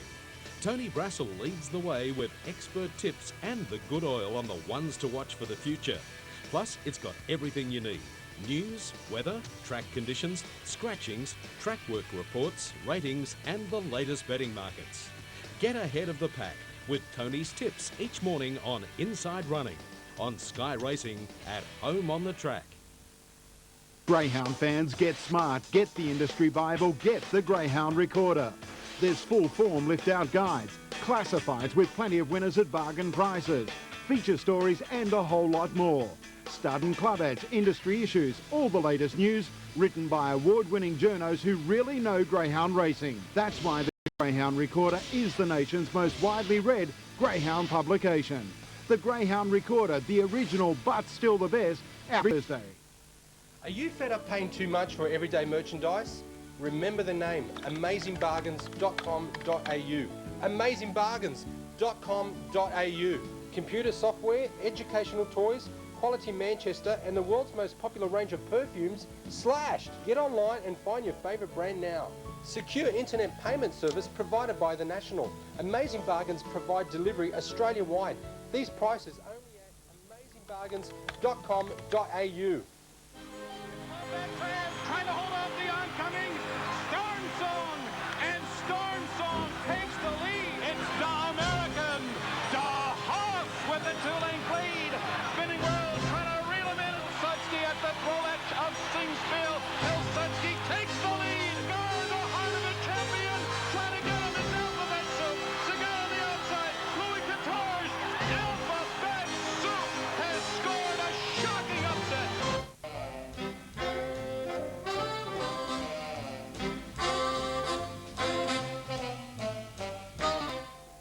All eyes are on the 500-yard boxes. The car is on, the bunny is on his way, and soon they'll be racing. Our cameras slow the action to half speed to catch the spellbinding speed of yet another world-class Australian. From box 3, Blacktop begins fast, and in the run up the back straight quickly drives to the lead. On the top turn, Blacktop's blistering speed has the opposition faltering, and he leads well the straight. In the run home, he goes further ahead to win by 5 lengths from Take a Bow, with Gold Packet a neck away third. Then came Horser, Saska Gay, Lazy Laddie, Linen's Babe, and Sar Morgan. Blacktop ran the 500 yards in 26.4 seconds, equaling the world record held by Top Linen, run at Howell Park in April 1958. Blacktop is by Top Linen from Classy Jane. He is owned by Highfield's butcher, Mr. F. Holmes, and was bred by Mrs. E.B. Hanson. Film star Chips Rafferty presented the winner's check to Mr. Holmes. In just 26.4 seconds, Blacktop has won for his owner and breeder their share of the £2,000 purse. To Mrs. Rafferty went the task of decorating the winner with a gold-inscribed rug. Blacktop, following in his father Top Linen's footsteps, now joint world record holders.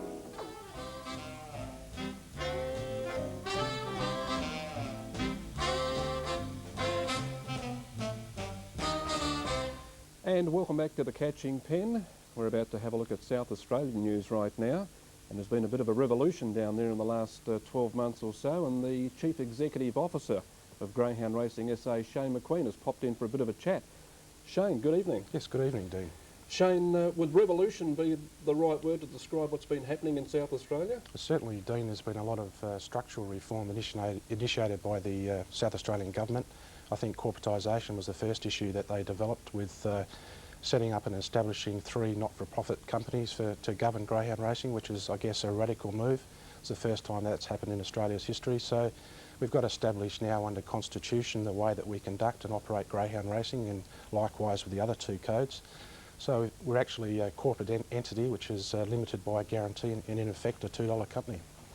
As the head of a greyhound board, do you think corporatisation is a good thing for the sport? Well, it's certainly a step in being involved in the commercial environment. The government's view was that racing should be free from government intervention and certainly out there to make commercial decisions. So I guess in some respects being a statutory authority and have some links with the Crown prevents you from operating in a commercial environment. And what's been the reaction to it from interstate clubs? It's certainly gone through fairly smooth. The transition has been smooth. There hasn't really been any reaction to that at all at this stage. All right. Now, the other issue, the big issue, of course, the tab sale in South Australia. How is that progressing and how is the Greyhound Code involved? It's progressing very well, Dean. I'm pleased to say that last Friday the government agreement was signed between the 3 racing codes to enact the sale of the legislation. Negotiated with South Australia. The racing codes will enjoy a $41 million product fee, which is indexed to CPI for the first 3 years. And there's been protracted negotiations in terms of establishing what's called the Racing Distribution Agreement, which sits under the government agreement, which needs to go to Parliament for the possible sale of the TAB.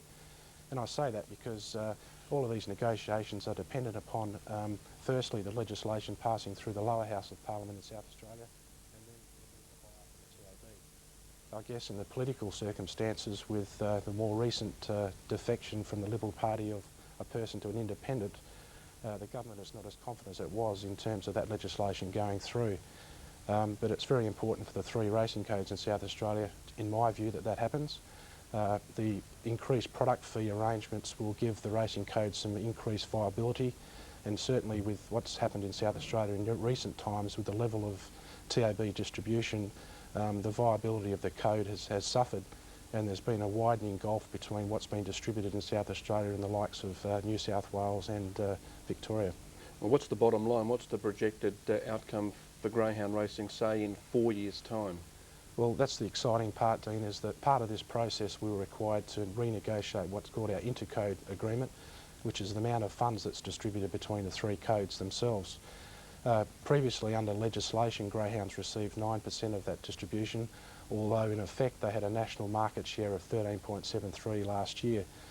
So some fairly heated and protracted negotiations obviously took place between the three codes. The end result for greyhounds is that we're going to move to a market share situation within 4 years. The result of that is that the arrangement has been a, if you like, a weighted average between national turnover and local SA turnover. So in effect, that distribution comes out at around 12.3% on current terms. So we're going to step to that in 4 years. And within that period, our year 4 distribution will be up some 2.4 million on current terms. So it's very exciting for the participants of grain racing, and I'm sure they're going to enjoy some returns. And you've had a fairly hot initiation since heading over from Western Australia, and I didn't think I'd be able to sit down with you and see the day when I could say, Shane, there's some good news on the horizon for dog racing in South Australia. It's certainly been a very challenging time for me personally. I expected that when I moved into South Australia that there were certainly some issues there, and one of the clear ones which impacts on all the participants in South Australia is actually the viability of code and how much returns back in prize money, and obviously that's the indicator in terms of people increasing their involvement. So it's certainly encouraging. It's been a hard road to get to this point, but there's been a lot of negotiations and positive results now coming out of South Australia, so I'm very pleased about that. Terrific. Shane, thanks for your time. You're welcome, Dee. Shane McQueen, the Chief Executive Officer of Greyhound Racing SA, and certainly some good news on the horizon there for that state. We're about to head to Andrew Bensley, who filed a report recently on up-and-coming young trainer in Victoria, Jason Woodbridge, who's starting to make some waves.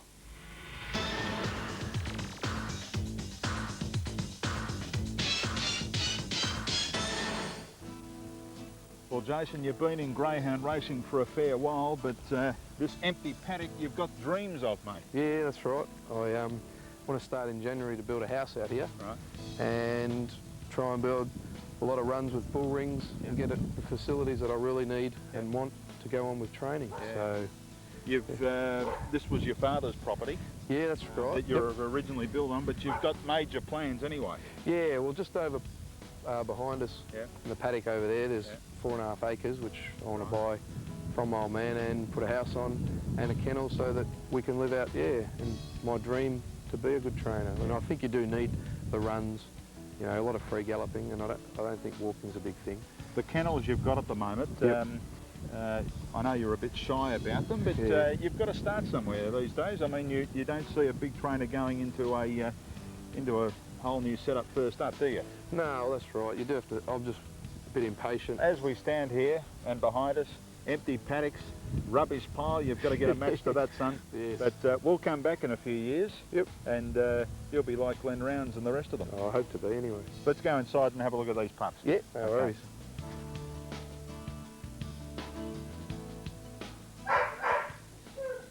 Seduction, tell us about this greyhound. She's actually a full sister to Loving Miss, and I got her off Eddie about 12 months ago, and we actually put her to Prince of Tigers this year in January, but she missed, unfortunately, so now we're putting her back in work for a couple of starts. How many starts for the greyhound? She's had 45. Yeah. And have you had her all that time? No, I only got her with starts. Okay. So in that time, she's certainly shown a bit anyway. She has. She's very, very gutsy little bitch. She's one of those bitches that always tries, no matter what happens. You know, she can get knocked, and she'll still try and finish off the race. Really go hard dog. All right, great name too. Seduction. Yeah, we cop a bit of flack about that. Well, Jason, we're tight up on one of your stars of the stable, Star of Pembroke. Very handy dog. Yeah, she is. She's been really good for me. We got her when she was just turned 2, and I got her from, again, Eddie Caruana recommended that, you know, I'll give this dog a bit of time and try her out. And yeah, she went on in June, July, won 4 in a row, and started off really good. Like, mad railer, and if she had an extra 2 lengths out of the boxes, she'd be a city class bitch all the time. Like, she'll win in town for sure, but she needs the breaks. She's a full to Brooklyn doll who Glenn Rounds had, of course. Yep. No, she's very well bred. I think she'll be a great brood bitch as well, which is one of the reasons why I took her on.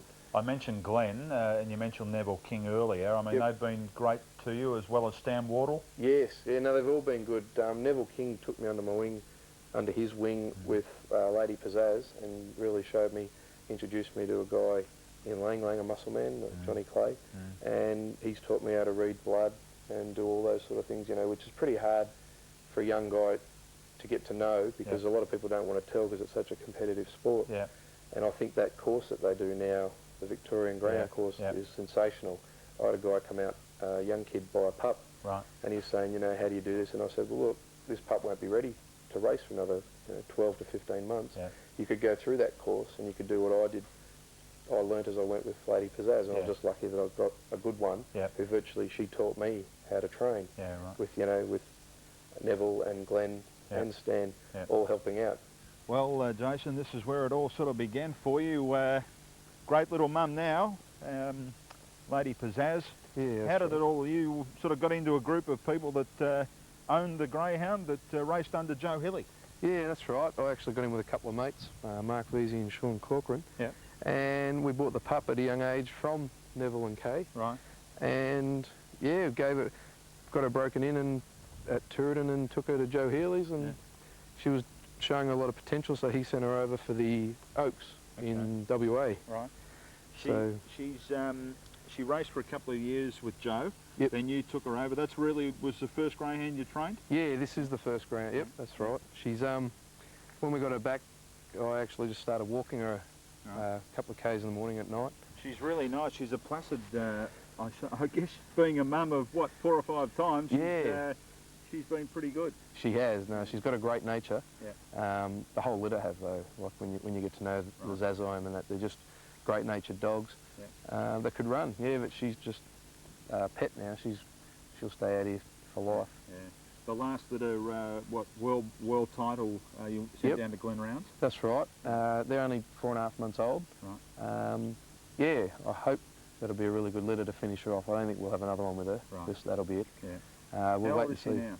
She's 8 in Now, September. yeah. She's just turned 8, so yeah, we'll wait and see what the Prince of Tigers litter do. Yeah. You know, and you might, she's in great nick, so it depends on her. Yeah. And she had 10 the last litter, and That's just handled it. That's a fair job, isn't it? It is, but she handled it really, really well. Like I've never, her second litter she had 10, and she struggled a lot with the litter to feed them. But this litter was just so easy. Like she was really a natural. I mean, we talk proudly about her being a mum, but how was she as a racing greyhound? Yeah, really good. Yeah. Really, like compared to some of the dogs I've had now, she'd probably rate up as one of the best because she was a natural. You know, she had what, 8 wins, 14 seconds, 14 thirds, and a lot of those seconds were beaten by good dogs, only just beaten, you know, by a head or a length. So I think what I know now as a trainer compared to back then, she would have got across the line a lot more time. And getting through up on the inside, Lady Pizzazz. Lady Pizzazz might just get it. In fact, Lady Pizzazz has beaten Artie's Fantasy Kid Chaos third. Now, normally when I go in with pups, they jump all over me, but these 4 or 5 aren't. Yeah, no, they're really good-natured in that way. Yep. Very smart for their age. Yep. Only 4.5 months, so yeah, but they're just outgoing, very outgoing puppies. Now, these are from the last litter, world title Lady Pizzazz. Yep. 4.5 months old. There's some nice size about them, aren't they? They are. They're very leggy. Yeah. Nice backs on them too, but I think, yeah, they'll be all right.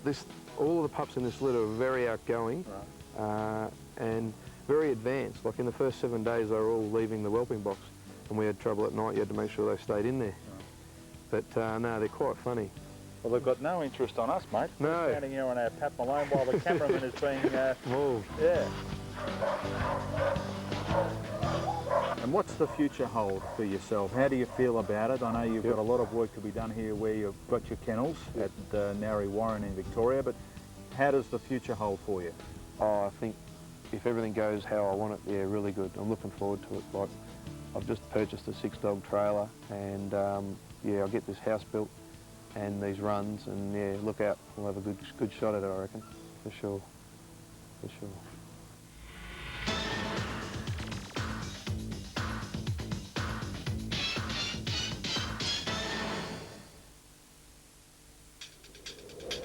Do you want the latest racing information at your fingertips? Racing news, meetings, today's tips, as well as track information, jockeys, trainers and statistics? Then there's just one place to look.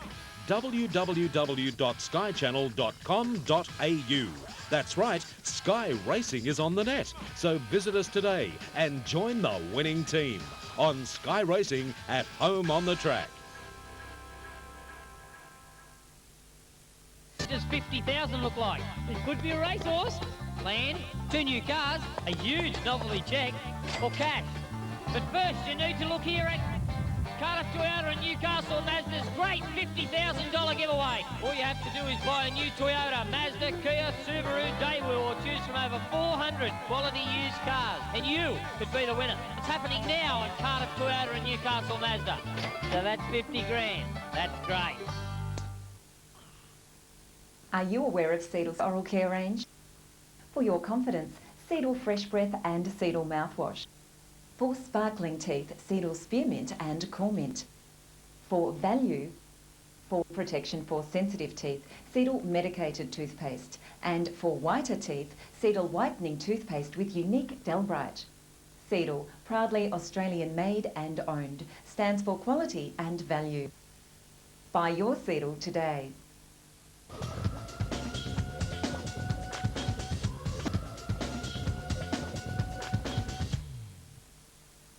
Racing, Nunga's Gift out wide on the track began very nicely, showing good speed too was Rustic Sting, and going through to third was Let It Be, who's very handy. Then for the back came on the outside Ultimate Sun, then Thorpe Flyer from Wellback King Oslo, Natural Assassin and Wild Irish Rose up to the corner. The leader Rustic Sting, but here comes Let It Be, Let It Be, let it rip around the corner, dashed away down the outside. Nunga's Gift looks like qualifying, but Let It Be a length and a half.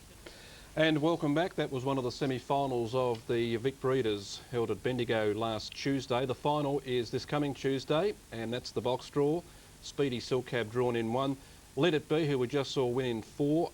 And Betches Gem will come from 8. And Let It Be, Pete, would make a good name for a song. Yeah, and interestingly, he's by world title. And my old mate Bernie Byrne from ex-Neural Auction to be very happy with his stud dog starting to get a few winners. That's good to see. Last night at Wentworth Park, the Vic Peters semi-finals were conducted. We saw some terrific racing, and let's go to semi-final number 1, the dog to watch, number 6, All Honcho. Juval Bale led Lager Bomb, All Honcho. She Shaz the outside. All Honcho is cruising up towards the lead. Behind those was Lenton Bray, Mr. Laricki, and back at the tail was Wilfred. Down the back, going to the lead, All Honcho. Drew a length clear to Juval Bale.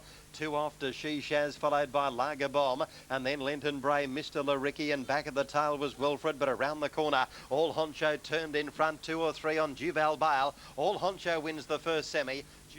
Good solid win there to All Honcho, who was sent out odds-on favourite, beating Duval Bale and She Shaz, and Joseph Stavala trained the winner, All Honcho. Well, it was impressive. Can it win the final? Well, he's a very good dog from the all-conquering litter that includes Go Wild Teddy Dean. We'll see him win a little bit later. Just a remarkable litter. We've got a couple about right now. There's the Salmazar litter that includes Nimue, obviously the Secret Bride of Bob's Secret, etc. They're going enormous, some of these brood bitches. They've got great performances. Righto, let's go to semi-final number 2. And let's pick them up at the start. The dog to watch here, the Queenslander Kipax from box 2. Outside, Dana Blue jumped nicely. Rani Porter's going to lead. Getting all over its back was Dana Blue, and getting into second place, Hidden Affair, Mullumbimby's crossing. Kipax behind them, followed by Navimbara, Shana Bale. Big Bad Rosanna's last of all. Down the back, Rani Porter the leader. Mullumbimby's in hot pursuit, 2 lengths to Kipax, Hidden Affair, and then Navimbara, followed by Shana Bale on the corner. And the leader was Rani Porter, Mullumbimby. Here's Hidden Affair and Kipax. They hit the line, I think. Kipax. Well, he was on line when he was in front on the line when it needed to be. Kipax, a 9-to-1 shot, the conqueror of Zability at Albion Park. Mullumbimby second, Hidden Affair, one of those Cole McGuigan dogs that are flying 30.97, a tight finish. He's got the visitors draw in the final. He's drawn box 5. Yeah, it's a tough draw. If he comes out like he did last night, he's zillion to 1, not 9 to 1.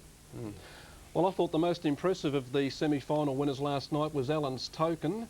He came from box number 6. He's got box 4 in the final, but he's a very strong dog. Kidman and Centre Flame is driving up in the centre to zoom to the lead. Centre Flame going up behind them now was Alan's Token. Over on the fence was Big Bad Raymond. Further back, Dublin Bale, Check Slick Appeal, and Collector Choice last of all. Down the back, and Centre Flame the leader. A length with Alan's Token challenging strongly on the fence to run to the front. Big Bad Raymond behind them, and then a break. Andra Bale and Kidman dashing to the lead. Alan's Token, and Alan's Token too good. Alan's Token 2.5 to Big. Alan's Token at 9 to 1, beating Big Bad Raymond at 2s and Centre Flame at 6s. And Alan's Token actually trained by Raylene Staines. Spoke to husband Ken last night, father Ken last night, who is thinking Alan's Token might make a pretty handy stayer. Well, he's always shown outstanding strength in his races. His lack of dash has been a problem, but he's now won 2 from 11, only 2 from 11 at Weddy, but both times were very good. And interestingly, the Staines are just marvellous trainers to stayers. Freddie's Dynasty, a dog who comes straight to mind in the last little more than a decade ago, but he'll probably make it if Kenny thinks he will. And Lisa McFarlane, of course, is also a daughter of Ken, and she's got Joelle Bale in the final. And having a marvellous run with Paul Wheeler's dogs. They're just absolutely flying. A great credit to Lisa and Ian. They've got a property down at Gerrilla and doing a great job. Go Wild Teddy dominated the market in the 4th and final semi-final. He didn't dominate the race. Here he is from box number 8. Mexican Tiger led Beluga Bale early. Bright Ebony on the outside, and here's Go Wild Teddy circling them. On the fence, Some Secret, Bronze Thong further back to Pearl the Ricky. Big Bad Leonardo, Bright Ebony down the back. Mexican Tiger led. Not for long, Go Wild Teddy moved up on the outside and swept to the front now. About 3 lengths away, Big Bad Leonardo, who's rushing home. They scramble on the corner. The leader was Go Wild Teddy. Got over from Mexican Tiger, flashing home Pearl the Ricky. Teddy's won it. And Go Wild Teddy just won it for Mark Bell at 4 to 9 from Pearl the Ricky and Mexican Tiger. And I did put it to Mark last night, Pete, that he's entitled to a bad run every now and again, and perhaps last night was the one he had to get out of his system. Yeah, well, he's run 30.05 there. It's just a marvellous front-running dog. He's going to be the dog to beat in the final. The box draws mixed them up a little bit, but yeah, he's the class runner. Let's have a look at the draw, and Go Wild Teddy will come from box 8. Mullumbimby 1, All Honcho 2, Pearl the Ricky 3, then Alan's Token 4, Kipax 5, Joelle Bale 6, Big Bad Raymond 7, and Go Wild Teddy. On reputation alone and the fact he's got the box, he'll be odds on, I think, in the final. He's drawn his best alley. He swoops well from there. Looks like the only speed runner in the race. I think he'll win Go Wild Teddy, but I think Alan's Token and Kipax will keep him fairly honest. Well, he'll get a clear run. That's the story, isn't Exactly right. Righto, the Canberra Cup was held yesterday, and what a terrific field it assembled. Coulter Bandit was the winner. And now, I've got a bone to pick with you. A few weeks ago, I said Coulter Bandit was in the top 5 bitches in Australia. No, you said 3 or 4. I said 5. Selective memory loss here, ladies and gentlemen. She's come out since then and run... It's his first show. 3 or 4, he said. She's come out since then and run 3rd on a national sprint. And won a Canberra Cup. And won a Canberra Cup. Won a Canberra. Well, still doesn't put in the top 3 or 4 bitches in the country. Outstanding. I tipped her here last week. She did a marvellous job. As we go to the break, she had box 7 here in the Canberra Cup final. She did a great job for Robert Britton.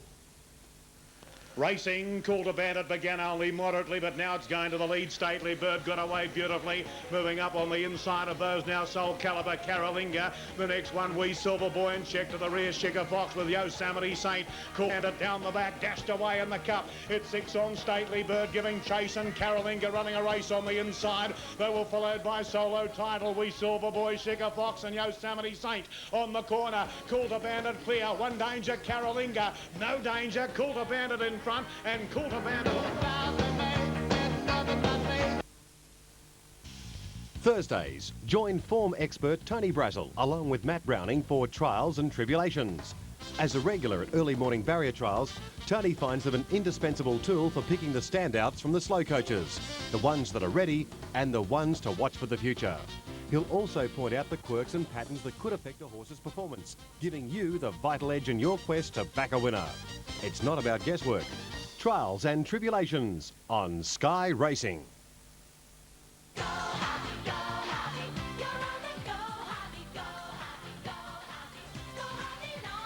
You'll have the best seat in the house when you're in front of a Samsung flat screen TV from just $499 for a 36cm model with teletext, $729 for a 51cm model, $999 for a 59cm model, up to an amazingly low $24.99 for our 68cm model with 100Hz progressive scan technology, picture-in-picture, teletext and Dolby Pro Logic. Go Harvey Norman and Samsung. What a team!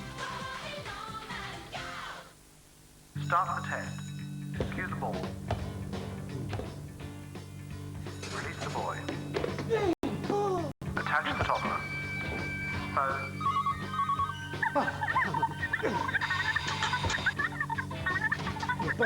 Send in the husband. What's for dinner? Ingham have worked hard to make Ingham Chicken Solutions easy, no matter what life throws at you. Easy chicken solutions for the real world. Hi, I'm Michael Walker and this is a sheep.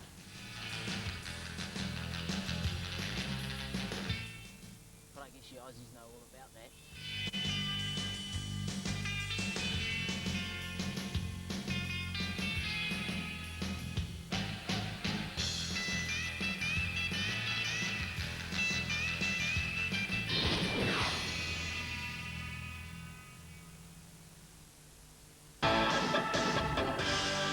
Proudly brought to you by the Greyhound Recorder, out each and every Thursday. Yes, the good oil, and Peter Davis is going to have first stab at this. What do you like? Well, Ron's Raider at Wentworth Park tomorrow night, race 7, number 7. Last start at Dapto ran 29.75. He's won 3 from 6. He's not missed a place. 29.75. Banderas had the rails early that night, gave him windburn, and I think he can step up to the plate, win first up at Wentworth Park. He's got genuine speed. A dog to follow. Jack Irwin trains. We had Dave here tonight, and Dave's learnt everything off Jack. Has he? Okay. I like Maranika tomorrow night at Wentworth Park, race 5, dog number 3. Strung together about 4 or 5 wins in a row recently, and then stepped up in grade against Superstition and ran 4th, which was no disgrace. Big drop in grade tomorrow night, and I think Maranika at pretty handy odds can get the prize. So that's the good oil for this week, and I think they'll both be hard to beat. I think mine will be. And I also think, and I'll reiterate, I did say top 5 Coulter Bandit. We'll go to tapes. Okay. All right, thanks very much, Peter Davis. It's been a pleasure. It's been interesting. And we'll catch you in a couple of weeks. Yep. Ron Arnold back next week. Okay, folks, thanks for joining us tonight. That was The Catching Pen. Have a good week. We'll see you next Sunday.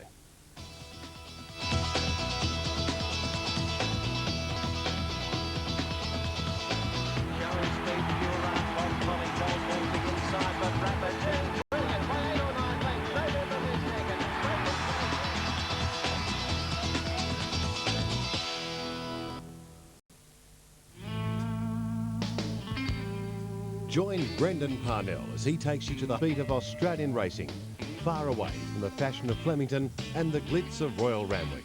See the